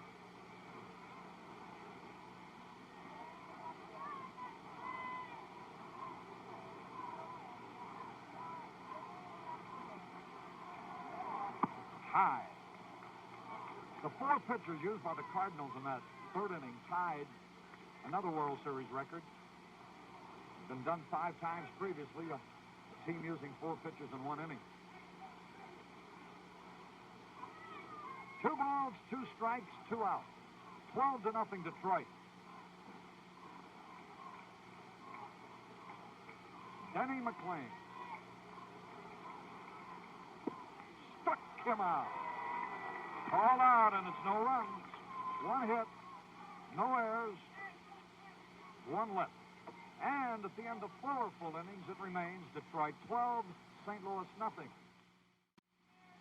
Joe DiMaggio will make a 17-day tour of military hospitals in the Pacific along with 3 active players at the close of the season. A trip arranged by the Commissioner of Baseball, William D. Eckert, in cooperation with the Department of Defense and the USO. Outfielder Rick Monday of Oakland, pitchers Ron Klein of the Pirates and Ron Taylor of the Mets will accompany DiMaggio to hospitals in Japan, the Philippines, Okinawa, Guam, and Hawaii. When McLean struck out McCarver on a called 3rd strike, it was his first strikeout of the game, ending the 4th inning, and now McAuliffe. 1 strike, no ball. Carlson's pitch is low. The ball game is in the top of the 5th. McAuliffe coming up for the 4th time. He's walked twice, scored both times. Fanned his first time at bat. Strike call. Vic McAuliffe.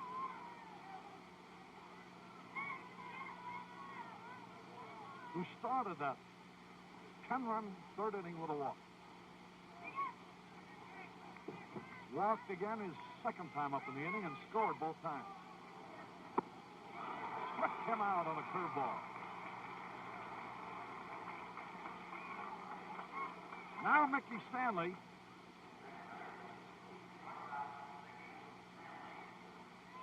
scored 2 runs in the 3rd inning. He's had 1 out of 3. Now has hit 5 hits in the series and 22 times at bat.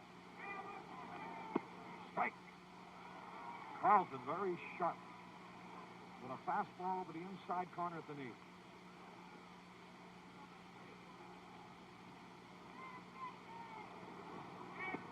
The curve is low into the dirt, evens it up, a ball and a strike. Well, it comes down to the 2 unbeaten pitchers. Lolich, who has won 2, Bob Gibson, who has won 2.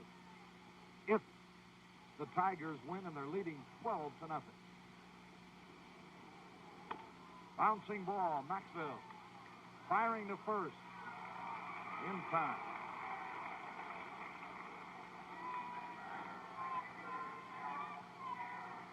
There's a mini portable camera that you see Tony Kubek doing all the interviews in the stands with. Or what won't they invent next? Al Kaline takes a curved strike ball.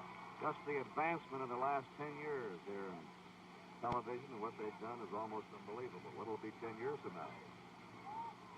Al Kaline, who's had a great day. Almost hit.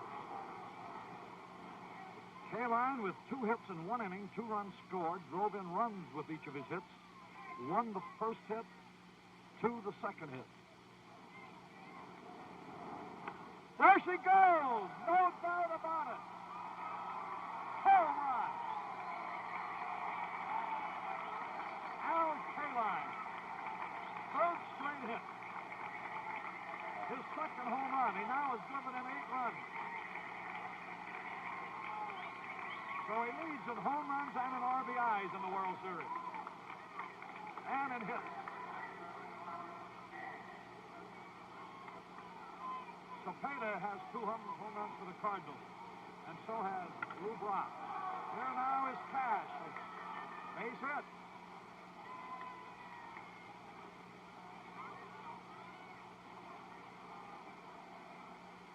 Kaline now has had 11 hits in 25 times at bat. He has tied Lou Brock of the Cardinals for the most hits in the series. Willie Horton. Tigers on a rampage. Popped up. Maxwell. 1 run, 2 hits, no errors, 1 left. We go into the bottom of the 5th with the score. Detroit 13, St. Louis nothing. We're going into the bottom half of the 5th inning. It's 13-0 in favor of the Detroit Tigers. And now moving in to take over the play-by-play, NBC's Game of the Week announcer, my dear and good friend for many years, Kurt Gowdy. Nice job, Harry Carey. Here is Shannon leading off. He hit into a double play his first time. Foul back. As we said before the game, a hypodermic needle has become a big story. In Game 6, Denny McLean injected in the right shoulder yesterday with a combination of xylocaine and cortisone. Strike 2. And after the injection, he threw on the sidelines. The Tiger Stadium announced his right shoulder felt much better.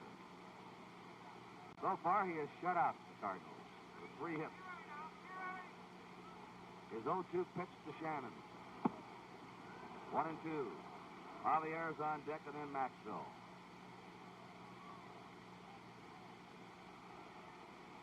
They used a needle on those bats, too, Kurt. Injected something in those, didn't they? The 1-2 pitch. Struck him out. Strikeout number 2 for McLean. We had a wire from some fan wanting to know if they would give McLean a saliva test after the game. No. Any way you can get these ball players on the field. You know, a trainer in a team position is very important in professional sports or any sport. It's been said that a good trainer and doctor can mean 10 or 12 games in a standing, getting an injured player back in the lineup, keeping them healthy. One out, nobody on. Javier flied to right his first time.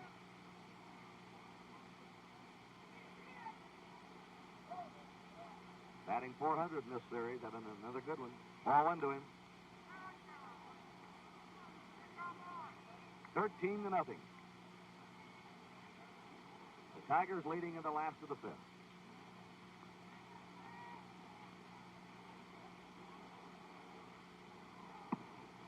Two and nothing.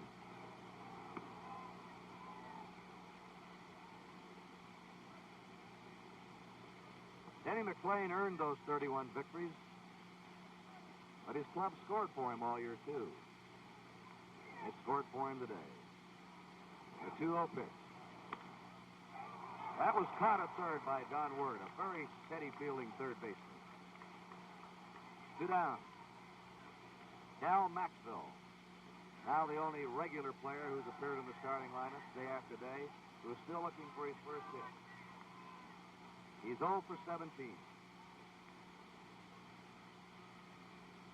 2 down, bases empty. Blaine lays it right in there to him.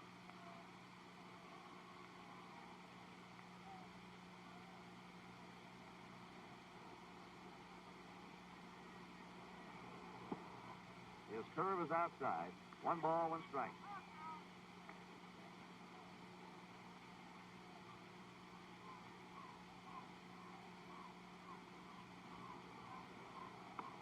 Foul back. It's 1-2 to Del Maxwell.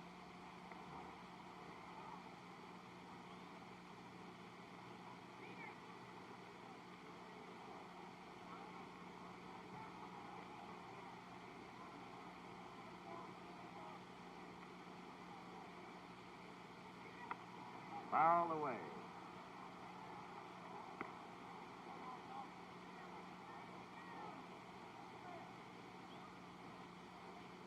One ball, 2 strikes. 2 down, nobody on.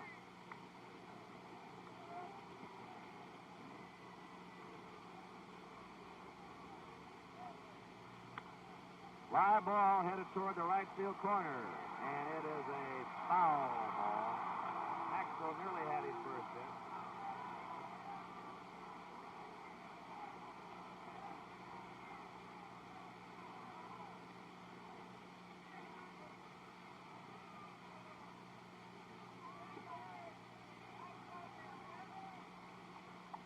Weatherman says it's going to be nicer tomorrow. Or will be, unless the Cardinals put on a miracle rally here. That's the pitcher, Carlton, on deck. A 1-2 pitch. Top to foul.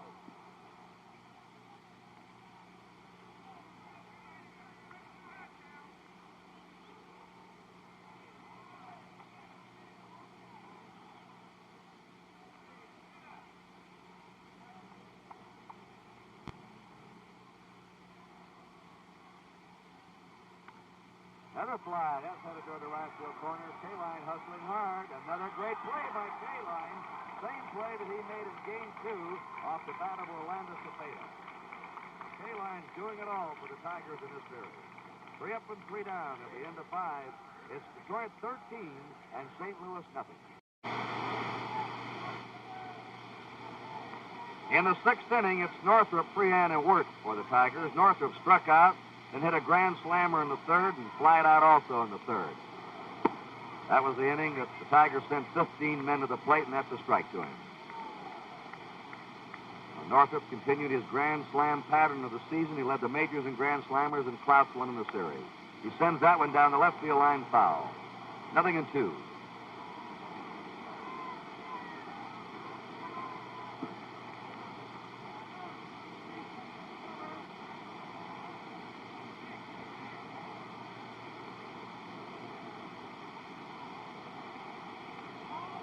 The 2-strike pitch, low. None of the Cardinal pitchers today have been able to stop the Tigers. Washburn gave up 5 runs, Jasper 3 runs, Willis 2 runs. Hughes pitched to third and got him out. Carlton's given up a run. A 1-2 pitch. Foul again, out of play.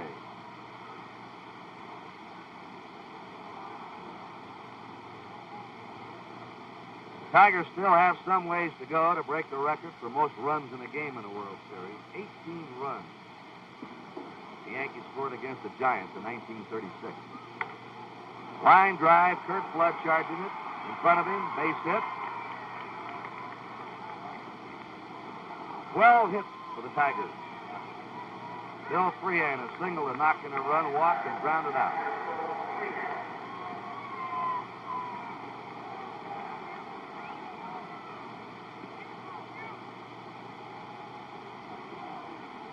Every man's hit safely for the Tigers except McAuliffe, Wirt, and McLean.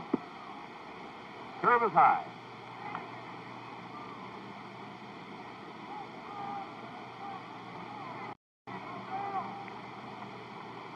One ball, no strikes.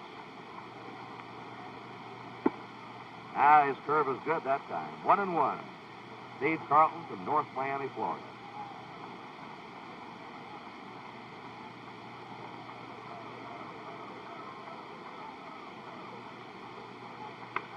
High fly, shallow right. Harris is coming in. Javier gives way to him. One down. Northrop stays at first. Don Wirt will be the batter. He's walked, been hit by a pitch ball, popped up, he scored a run. He's hitting .091 in the series.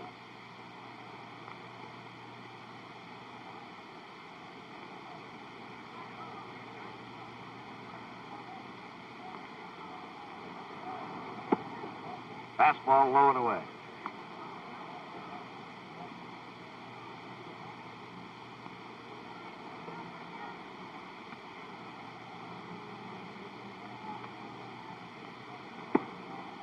Curve is inside, a ball. 1-1, or 2-0.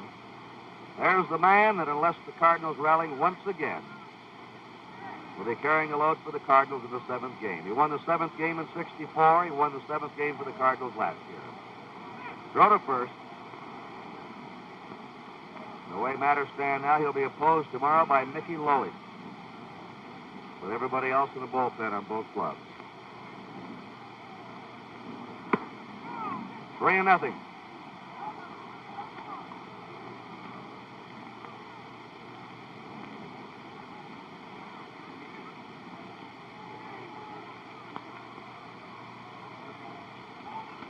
Give Northrop at first. One down. Right in there to him. The way matters stand now, he'll be opposed tomorrow by Mickey Lolich, with everybody else in the bullpen on both clubs. 3-0.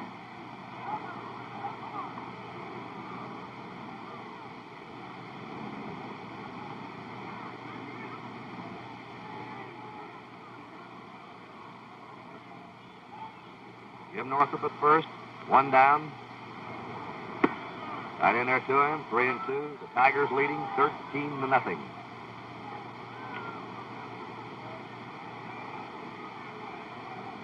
Playing Wirt over to right. They leave him a big gap at left center. And he hits it foul. Northrop returning to first. You know, Kurt, the talk was that where the series stand today, that Lou Brock of the Cardinals would be the outstanding player and would receive the car that they give. I think now that Al Kaline has certainly moved into serious contention, if not ahead. And they got him going the wrong way. It's to Cepeda. Cepeda to Maxville. To the pitcher. Hits the runner. And Northrop holds it first, so they lost him in the rundown. They're calling it interference, Kurt. They interfered, they say. He's out. They'll give the put out to the infielder closest on the play.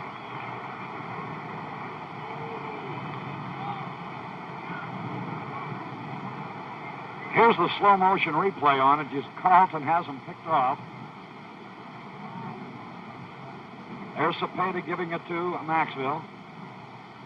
Running him back the other way. The pitcher Carlton now will be on the receiving end. But the toss by Maxville You see his arms being raised, and that's why the interference was called by first base umpire Tom Gorman. 2 down, nobody on. Work. Just a little pop in foul ground that Cepeda's waiting for, and the Tigers are out. No runs. 1 hit, no errors, nobody left. At the end of 5 1/2, Bob Gibson looking on. The Tigers 13. You know, Kurt, that shot of Bob Gibson in deep meditation. There he is again in that dugout. Naturally, his thoughts already are on tomorrow. He's had a long season, a great season, but he too is just mortal flesh.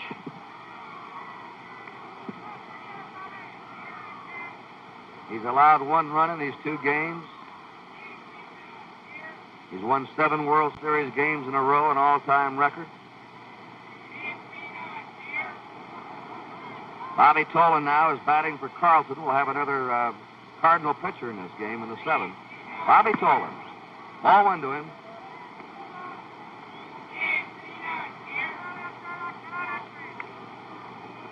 Lou Brock on deck, and then Kurt Flood. Denny McLean pitched the 3-hit shutout so far. Foul back. 1-1.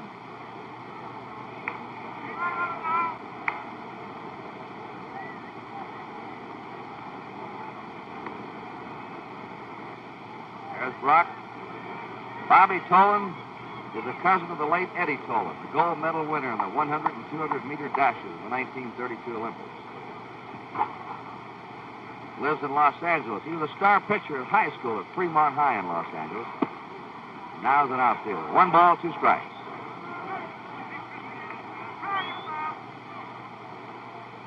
McLean, who had control problems in the first game, and the second game just didn't have any stuff. This game has been sharp, getting that ball over. Foul back, pouring that fastball in, using his slow curve as his off-speed pitch. This looks like the McLean that won 31 games.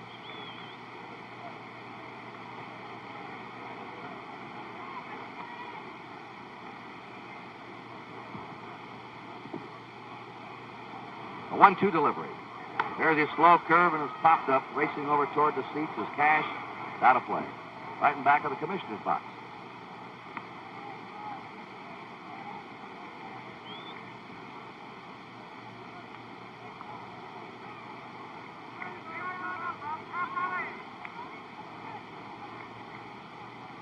Cepeda had a single in the 2nd. Ricketts a pinch hit single in the 3rd. Maris a bat hop single in the 4th. That's been it so far for St. Louis, and he struck him out. 1 away. 3 strikeouts for McLean. He got a strikeout in the 4th, a strikeout in the 5th, now a strikeout in the 6th. Lou Brock. There's Mickey Lowey, who tomorrow, unless the Cardinals rally, will be pitching with 2 days rest. And he kept the Tigers in this series. That big 5th game in Detroit. After giving up 3 runs in that first inning, he shut them out the rest of the way.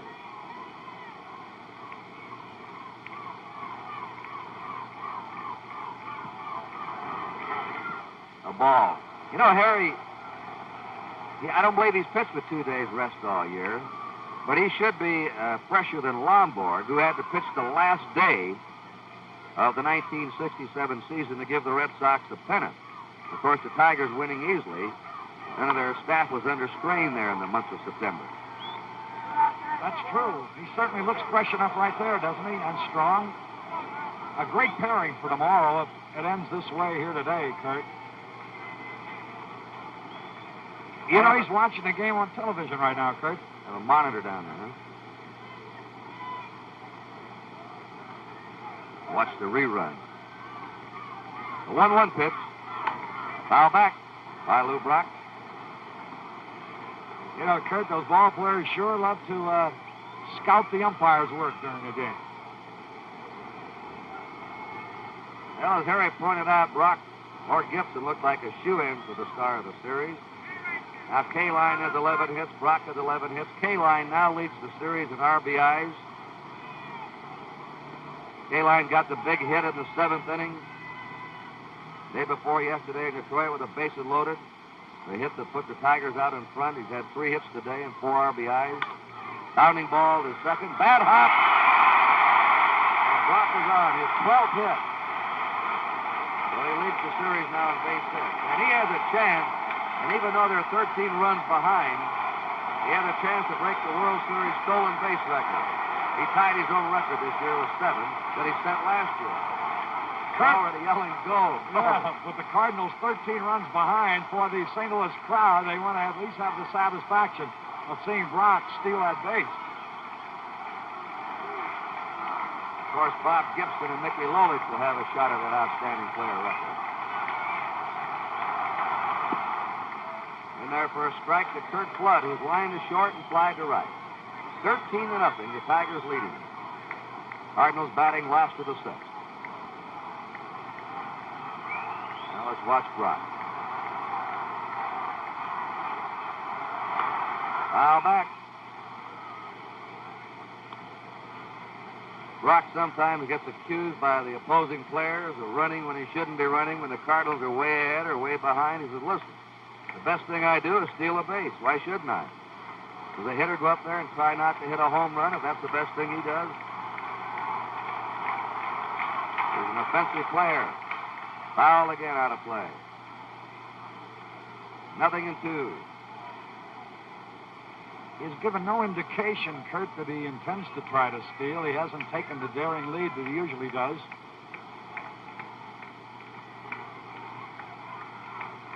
One out, Lou Brock at first. No balls, 2 strikes to Kurt Flood. Flood fouls it back again. Brock again was just holding there. He had his short lead.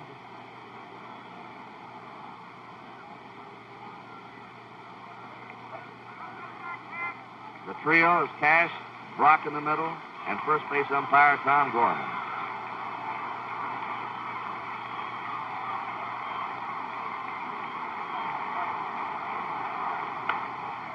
Line foul into the stands down the right field line.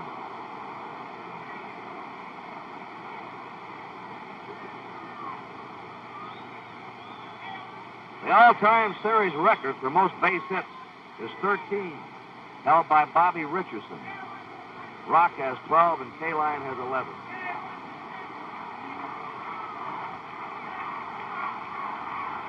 Blaine pitching with 2 strikes, and a curveball strikes out Flood. Blaine's starting to come up with that strikeout pitch. Looks like he's getting easier. He's got a big lead, of course, which is a big help to him. But also that right shoulder of his might be loosening up as this ball game goes along. Roger Maris has grounded out and had a bad hop single. All the bad hops in this series have been hit out toward the second baseman.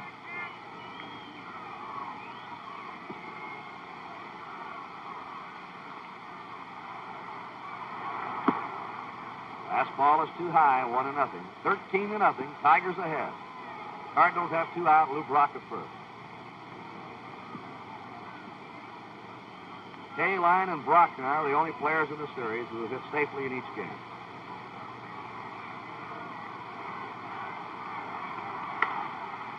High fly in the shallow right. McAuliffe is out for it. The Tiger second baseman puts it away to retire the side, and McLean has shut him out for 6. No runs, 1 hit, no errors, 1 left. At the end of 6, the score. The Tigers 13 and the Cardinals nothing. Wayne Granger is coming on to pitch for the Cardinals. He'll be their 6th pitcher.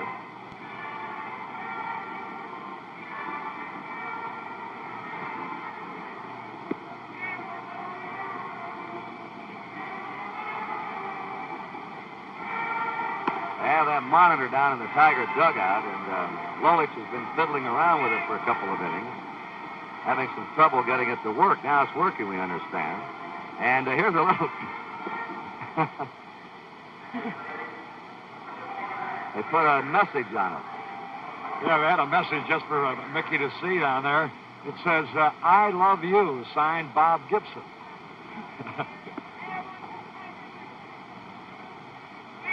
What's that he says? I said, where's the message at? They're taking it off now.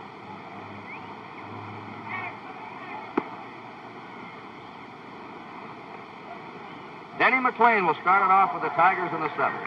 If you joined us late, the Tigers scored 2 in the 2nd, 10 runs in the third, tying an all-time World Series record. 15 men going to the plate. Another run in the fifth. Kaline is homered in the fifth. Northrup a grand slammer in the third. McLean is hit into a double play, sacrificed and struck out.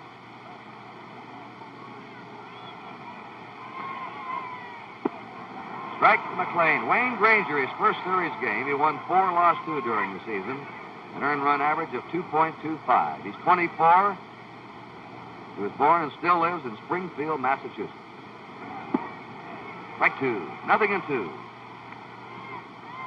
So it's been Washburn, Jaster, Willis, Hughes, Carlton, and now Granger.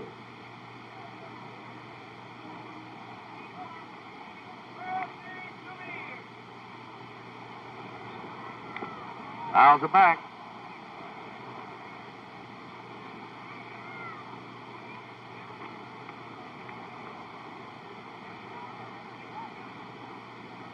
No balls, 2 strikes to Denny McLean.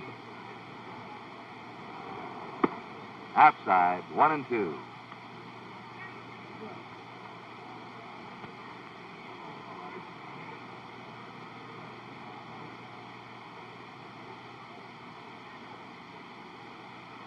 One-two pitch. Strikes out on a curve. 1 down. Dick McAuliffe had 2 walks in the third inning. He struck out twice also. And with those 2 bases on balls, 1 intentional, he tied a series record that only was previously by that slugger Lefty Gomez, the former Yankee pitcher. One of the worst hitting pitchers of all time. You imagine Gomez walking twice in an inning? Foul ball back. He's been here around the series. Whoever that pitcher was against him should be investigated.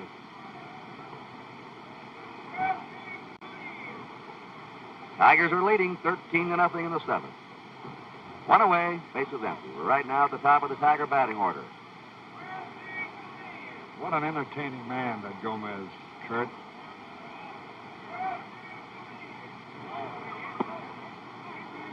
A ball, I always liked his whip at the end of his career. That I'm throwing harder than I ever did, only the ball is getting up there twice as slow. A 1-1 pitch. Look out. Olaf jackknifing back. 2 balls, 1 strike. It was Gomez who, in the pressure of the World Series, stopped to watch an airplane fly over Yankee Stadium. Kept the batter and everybody waiting.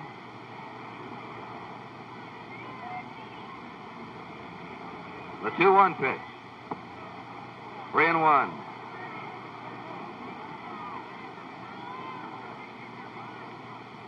Tigers have received 6 walks in the game. Paulus series average right now is 261.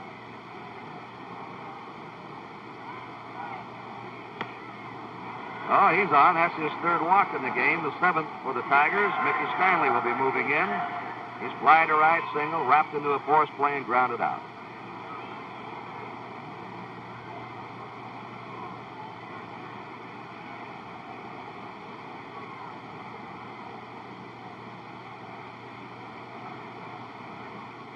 One more walk by McAuliffe in the game. He'll tie a record of 4 walks in the game.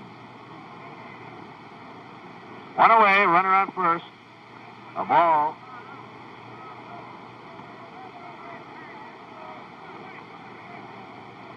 Al Kaline on deck. Quiet Cardinal crowd.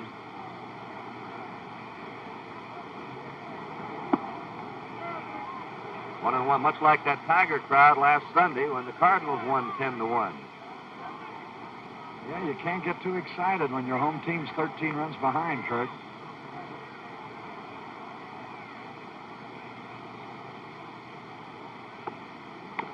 Fouls it off. 1 ball, 2 strikes. I will say you have proved yourself a prophet. You predicted in our conversation that you thought it would be a 7-game series. Al Kaline on deck. I was right once.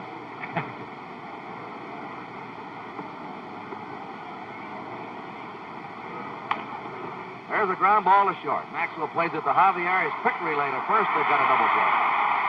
And the Tigers are out in the 7th. No runs, no hits, there were no errors, nobody left. At the end of 6 1/2, it's the Tigers 13, the Cardinals nothing. Pause briefly for station identification.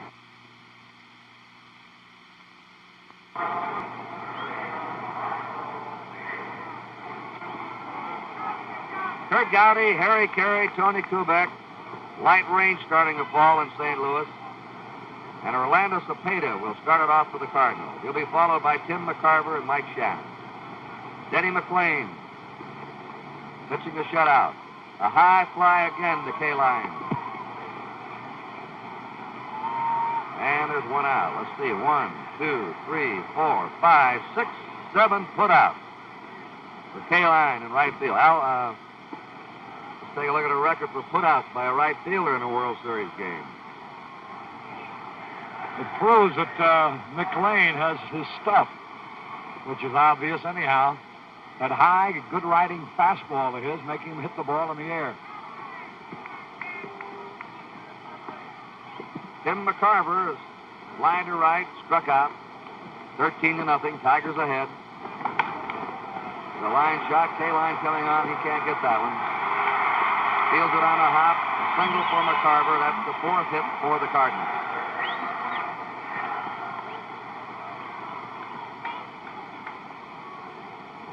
Yes, K-Line has tied a record. 7 putouts by a right fielder. John Murray of the Giants in 1912. Miller of the A's in 30. Ray Blades, the Cardinals in 1930. Oliva, the Twins in 1965. No balls, 1 strike.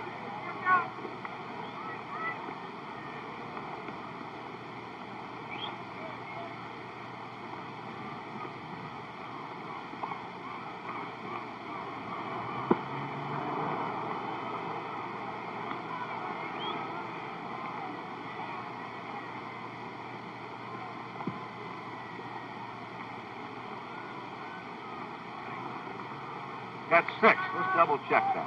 1 more and he ties it.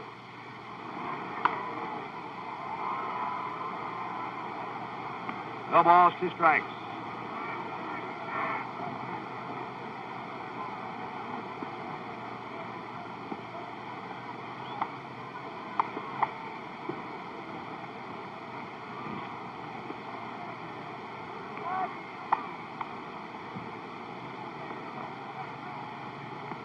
Carver at first, 1 down. Shannon fouls it back, 0-2. Denny McLean's father was an insurance salesman who got McLean interested in 2 things as a youngster: playing the organ and playing baseball. And they're both paying off for him. McLean's father used to give organ lessons on the side to his son and other people. Foul ball. And today, Denny is playing the right tune. And I bet his father-in-law, Louis Boudreau, is mighty happy today because I know how much good-natured kidding he's been taking about Denny during this series. No balls, 2 strikes to Shannon. 1 out, McCarver at first. Just missed that corner.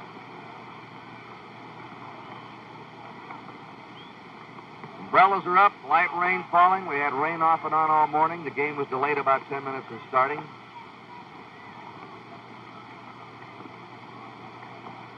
The infield is starting to become dampened down. A 1-2 pitch. Ground ball in the hole. Nice stop by Stanley's throw is in the right field. McCarver getting up, going to third, and in the second is Shannon. K-Line pegs it into freehand at the plate.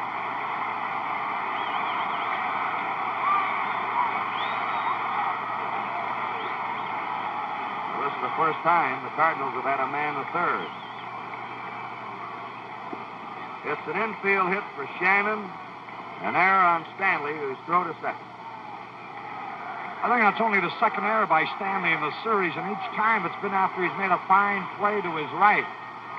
And both have been sort of tick-tacky errors. This time the throw is just a little bit off at second base, where he had no chance to get the runner anyhow. Javier, slide to right, line to third. Runners on second and third for St. Louis, one out. 13-0 Tigers. Gets down to Worth, holds the runner, fires to first. He's got him. Runner stays two ways. Javier and Kurt Flood had also hit safely in each game. They've been blank so far today. Del Maxville has flied out twice. Catcher John Edwards has come out on the on-deck circle to bat for the pitcher if he gets a chance. Fastball is low, 1-0.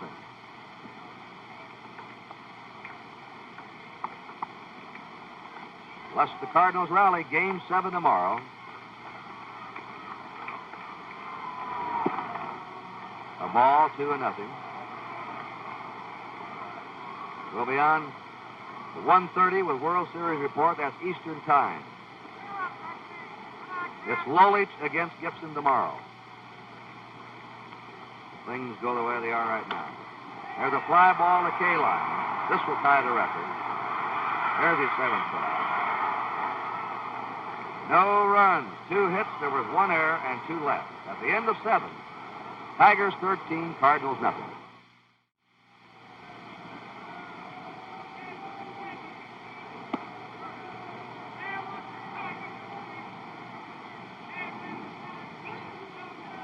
Al Kaline leading off in the 8th inning. Struck out in the first, single in the third to knock in a run, single also in the third to drive in another run, and hit a 2-out home run to left field in the 5th. He's knocked in 4 runs in this game. And his average right now, 440 in the series. Wayne Granger pitching for the Cardinals. Kaline, Cash, and Horton. He's hit. And he's hit on the left elbow. Tiger trainer, manager Mayo Smith coming out. Here's a fellow that always had hard luck with injuries. Every year something's happened to him. He had a fractured bone. He's trying to rub that pain out. That hurts when you get hit on that crazy bone.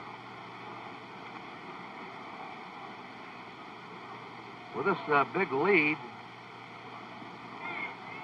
Tigers right on the bone. May not want that elbow to stiffen up. Well, they're going to leave him in. He's all right. So he's been on base now 4 times in a row.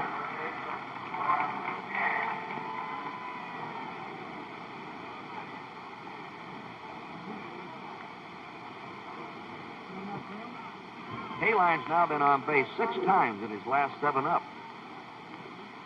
Norm Cash has walked and had 3 hits. Hits it hard to Cepeda. It's a fair ball. Steps on first, and that's it. Going to second is Kaline. 1 down. 13-0. Tigers leading. Top of the 8th. Willie Horton doubled to knock in a run in the 2nd. Walked and had an infield hit in the 3rd. Popped up in the 5th. 2 out of 3. Horton batting .263. Big lead. Tigers right on the bone. May not want that elbow to stiffen up. Well, they're going to leave him in. He's all right. So he's been on base now 4 times in a row.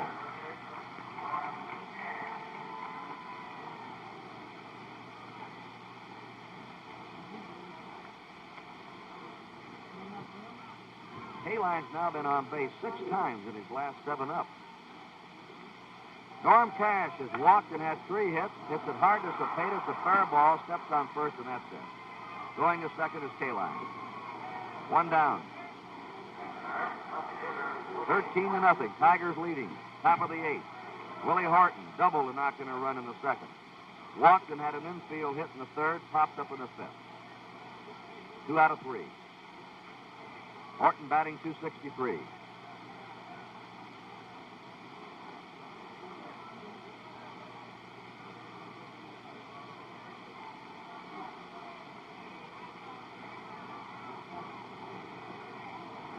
And Willie Horton's hit by a pitch ball. Runners on first and second. 3 Tigers have been hit today by pitch balls.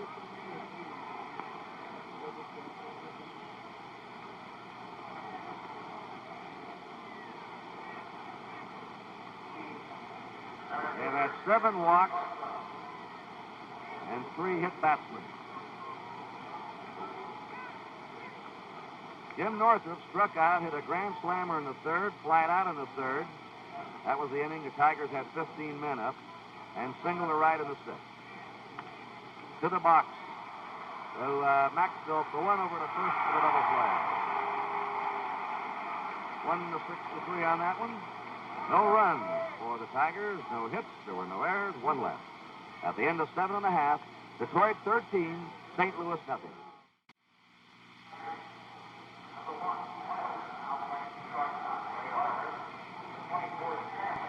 Ray Euler's gone to shortstop for the Tigers. Mickey Stanley to center field. Jim Northrup to left field. This is a defensive change they've been using in the late innings when they've been ahead. And Willie Horton leaves the lineup. Johnny Edwards is now batting for Wayne Granger.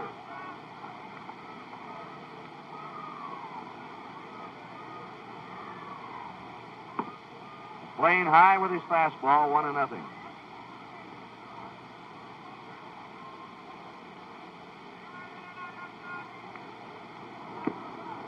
One and one.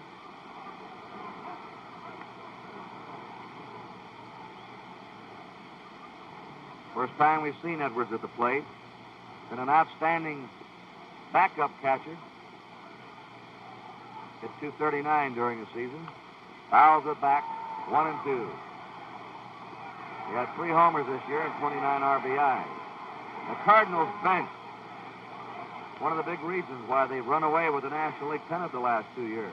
They're deep in that bench.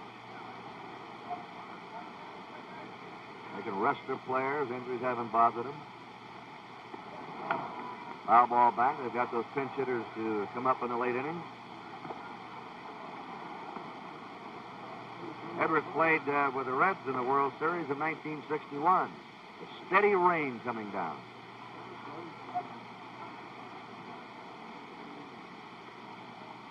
The 1-2 pitch. Struck him out.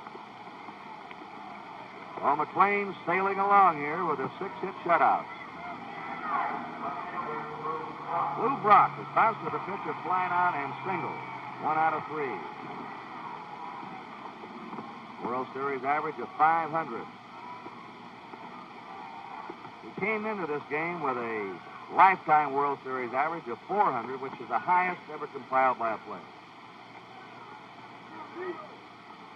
If he gets another hit in the series, he'll tie an all-time record. It's really raining now. There's a foul over toward the Tiger dugout going out of play.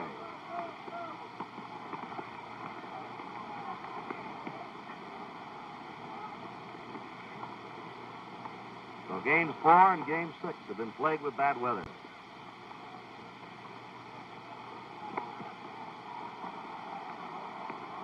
Oh, it's really raining, and the umpires now have ordered the tarp put on the infield. Many of the fans are heading back under cover. The weather's not the factor here for the Tigers as it was when they were trailing in those early innings in Detroit and it was raining. With that 13-run lead, they've got a different attitude on it. These teams will be even 2 in winning games and bad weather. The Cardinals had the big lead, as you've indicated, over there in Detroit, and now it's the Tigers with a big lead here in the 8th inning. And it's all going to boil down. Incidentally, Kurt, do you realize that since the Cardinals got 3 runs in the first inning Monday, they haven't scored? So with a break in the action here, the score remains Detroit 13, St. Louis nothing. Count of 1 strike.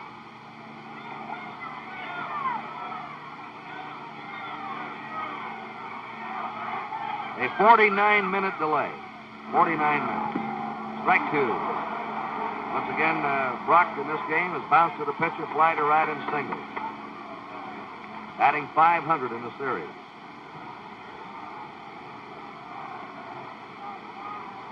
McLean has struck out 5 today. He hasn't walked a batter. His 2-strike pitch. His curve is low. 1 ball, 2 strikes. Kurt Flood is on deck.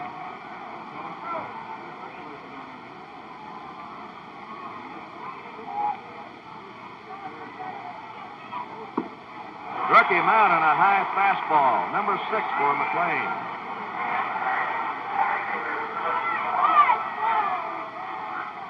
Kurt Flood is lined to short, popped up, struck out.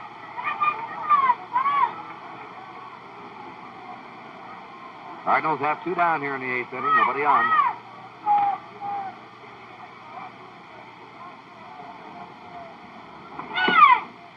High and away for a ball.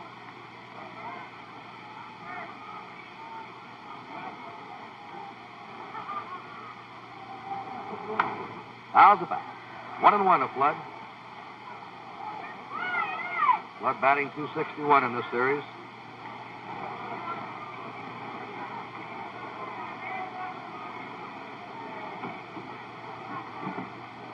Play him straight away.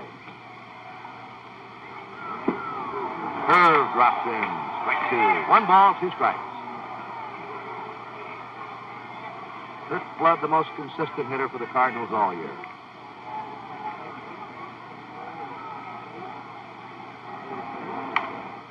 There's a fly ball out the LK line. And that's it. The Cardinals are down 1-2-3 in the 8th, and at the end of 8 innings, the score is the Tigers 13, the Cardinals nothing. Jeremy I. Parsons got a red convertible loan from the Canadian Imperial Bank of Commerce and bought a blue fastbag with buckets. You look great in blue, Jerry.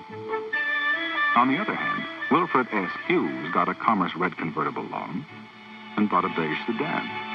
After you pick me up at the hairdresser's, you could... Wilfred, watch out for that truck. Wilfred, it says no left turn. Take me down to Mary Jane's. We have to... Well, sure beats walking, eh, Willie?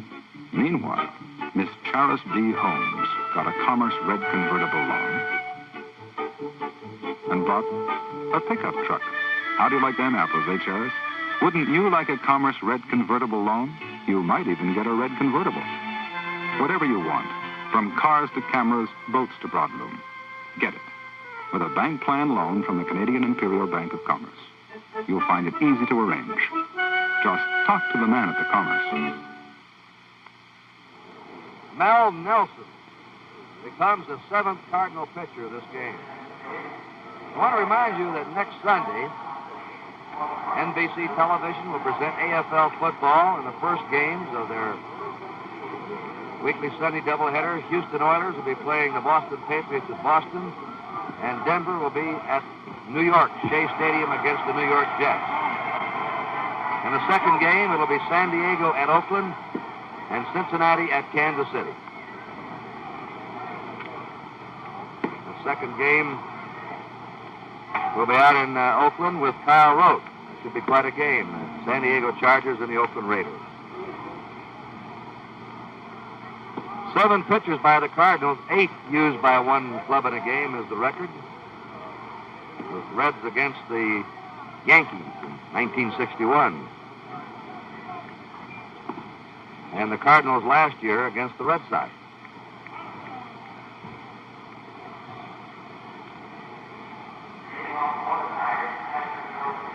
Bill Freehan finally broke through with a base hit in the series. He singled in the second, he walked in the third, he grounded out in the fourth, and he flied out in the sixth. Well, he's had 1 hit at 19 times. 13 runs, 12 hits, 1 error for the Tigers. No runs, 6 hits, 1 error for the Cardinals. Low and inside for a ball. This ballpark's a lot different looking now than it was when the game started.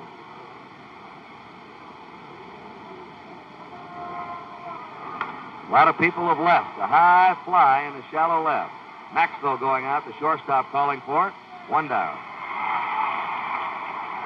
Maxwell now has played in 20 World Series games and has not made an error. Don Ward has walked, been hit by a pitch ball, popped up and fouled out. One-sided game, and the rain drove many people home. Strike, 0-1. Denny McLean due up next.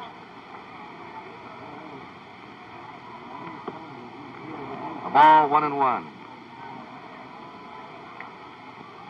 See, this ballpark was completely jammed at the start of the game. 2-1.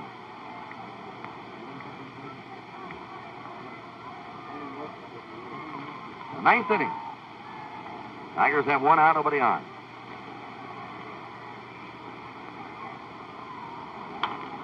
He pops it up. This will be handled by Shannon, the third baseman. 2 down.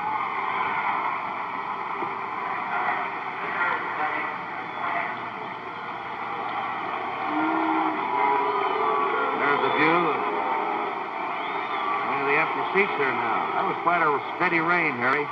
Yes, it was. That might be another record we can refer to. Most empty seats. A ball, 1-1.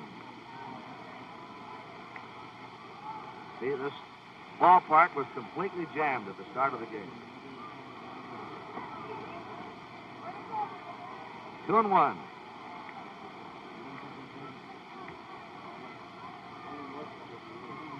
The ninth inning. Tigers have one out, nobody on.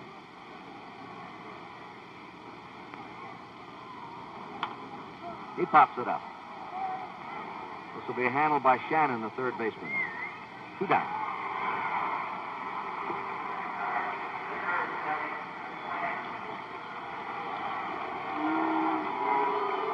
There's a view of one of the empty seats here now. That was quite a steady rain, Harry. Yes, it was. That might be another record we can refer to. Most empty seats. Denny McLean takes a strike. He got a hand from some of the fans. He hit into a double play, sacrifice, struck out twice. Missed a shutout so far. Fouls it back, 0-2.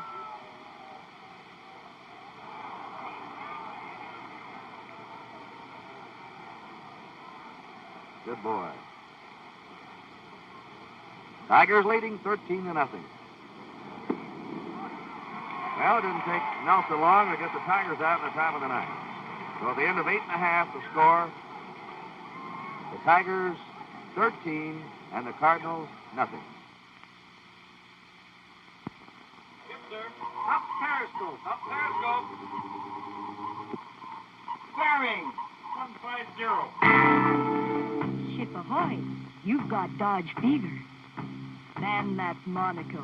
Design 69. Take a long, slow look. Luxury line of comfort on a 122-inch wheelbase to give you a big car ride at a popular price. Under the hood, there's engine room for up to 440 cubic inches. New Superlight makes night driving super safe.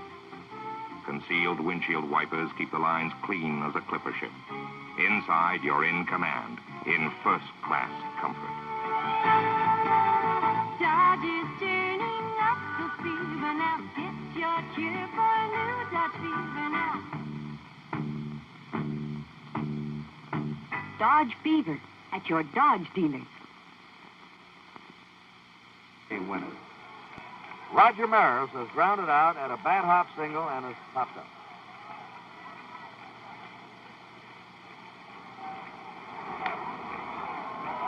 Foul back. The biggest shutout score in World Series history. Yankees 12, Pirates nothing at Pittsburgh in the 6th game, 1960. Right now, the Tigers are leading 13-0. The 0-1 pitch. Missing that inside corner, 1-1. Cepeda's on deck and in the Cardinals. Slow curve. Get out into left center, jumping into a base hit. Harrison on. The 7th hit for the Cardinals. They've all been singles. And Cepeda comes up. He's had 1 hit and 3 times.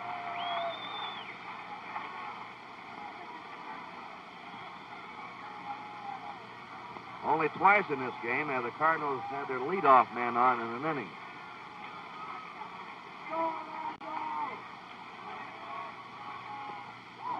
Strike to Cepeda.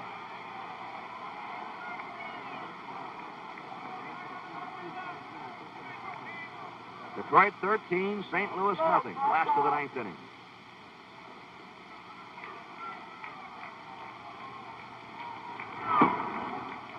One and one.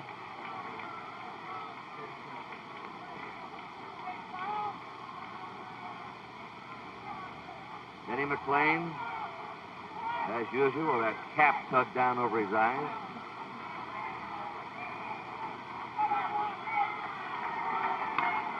There's a base hit to left. Maris is stopping at second. Peck comes in there from Jim Northrup. Cepeda's on first. Nobody out, and I don't care where you are, what part, a hometown baseball fan never gives up, and his Cardinal fans are now starting to root. There's McCarver up. He's had one hit in 3 times.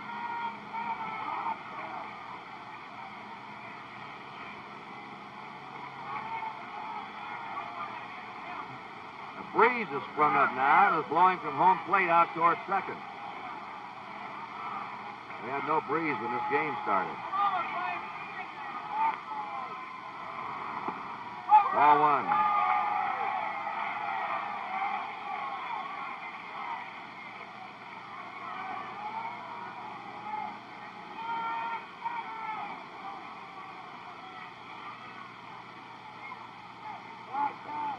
One ball, no strikes. Fouls a curve off. That hit Bill Freehand. 1 and 1. Maris at second. Cepeda at first. Nobody out. Last of the ninth. Freehand was hit on the throwing hand by that foul ball. They put the spray, that freezes and takes the pain away. You ever see an old catcher's hands? Old Gabby Street used to say, Kurt, that when 2 catchers shook hands, you had to call a plumber to get them separated.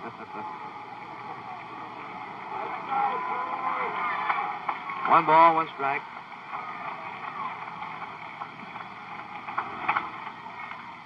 A high fly, shallow right.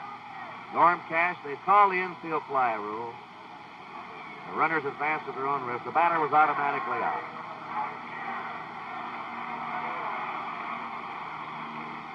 Mike Shannon is hit into a double play, struck out in singles.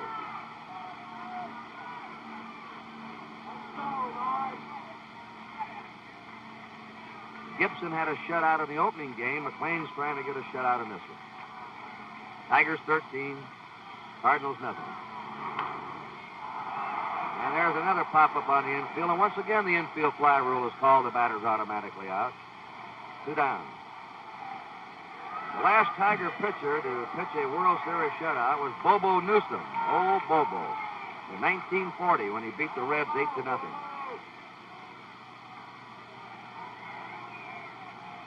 Alan Roth, our statistician today, and our production manager again has been Jim O'Gorman.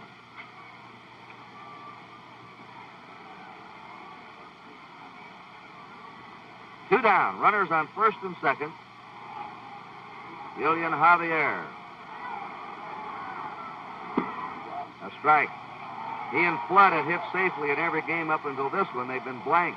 Flood's gone 0 for 4 today. And Javier's 0 for 3.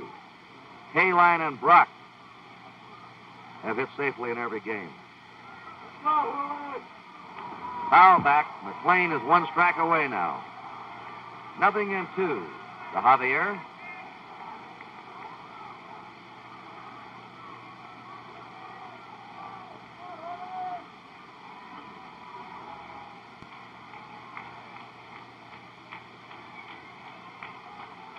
Two down, runners on first and second.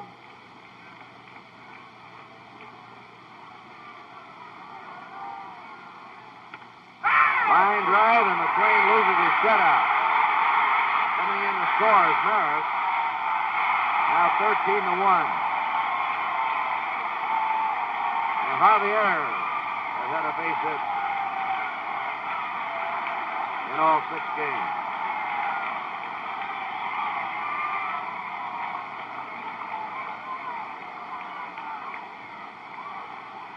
Del Maxville, still looking for that first series hit. Well, the Cardinals have a run on 3 hits in this inning. 13-1 now, the Tigers. A ball to Maxville. Gagliano's come out on deck. The bat for the pitcher, Nelson. There's Javier on first. Cepeda's on second. 2 down. 1-0 pitch. Ball 2.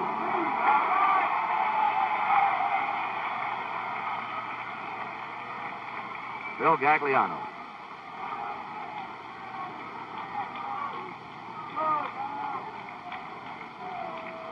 Two balls and no strikes. Fires a fastball through for a strike. 2-1.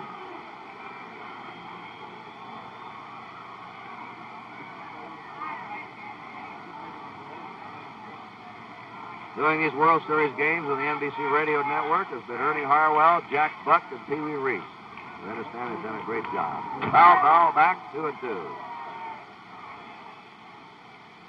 Ernie teams up with George Kell and the Tigers, and Jack Buck here with Harry Carey and the Cardinals. And Pee Wee with NBC Sports. 2-2 to Del Maxville. Blaine trying to get this last out. He's got it. That's it. And we're going to the 7th game tomorrow. Denny McLean coming back, winning this one 13-1. In the 9th inning, 1 run for the Cardinals. 3 hits, no errors. They left 2. 13 runs, 12 hits, 1 error for the Tigers. 1 run, 9 hits, 1 error for the Cardinals. The winning pitcher, Denny McLean, and the losing pitcher was Ray Washburn. Now here to wrap it up for you, Harry Carey. This ball game was settled, of course, in the 3rd inning. An explosive, record-tying 10-run inning by the Detroit Tigers. The inning started with a base on balls. Before it was all over, there were 7 hits, one of them a grand slam home run by Jim Northrup.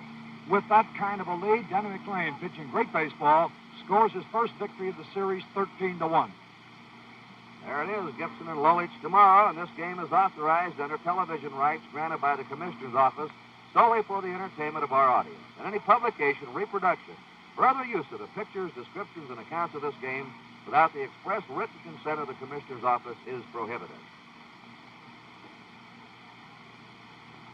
The 6th game of this 1968 World Series has been brought to you by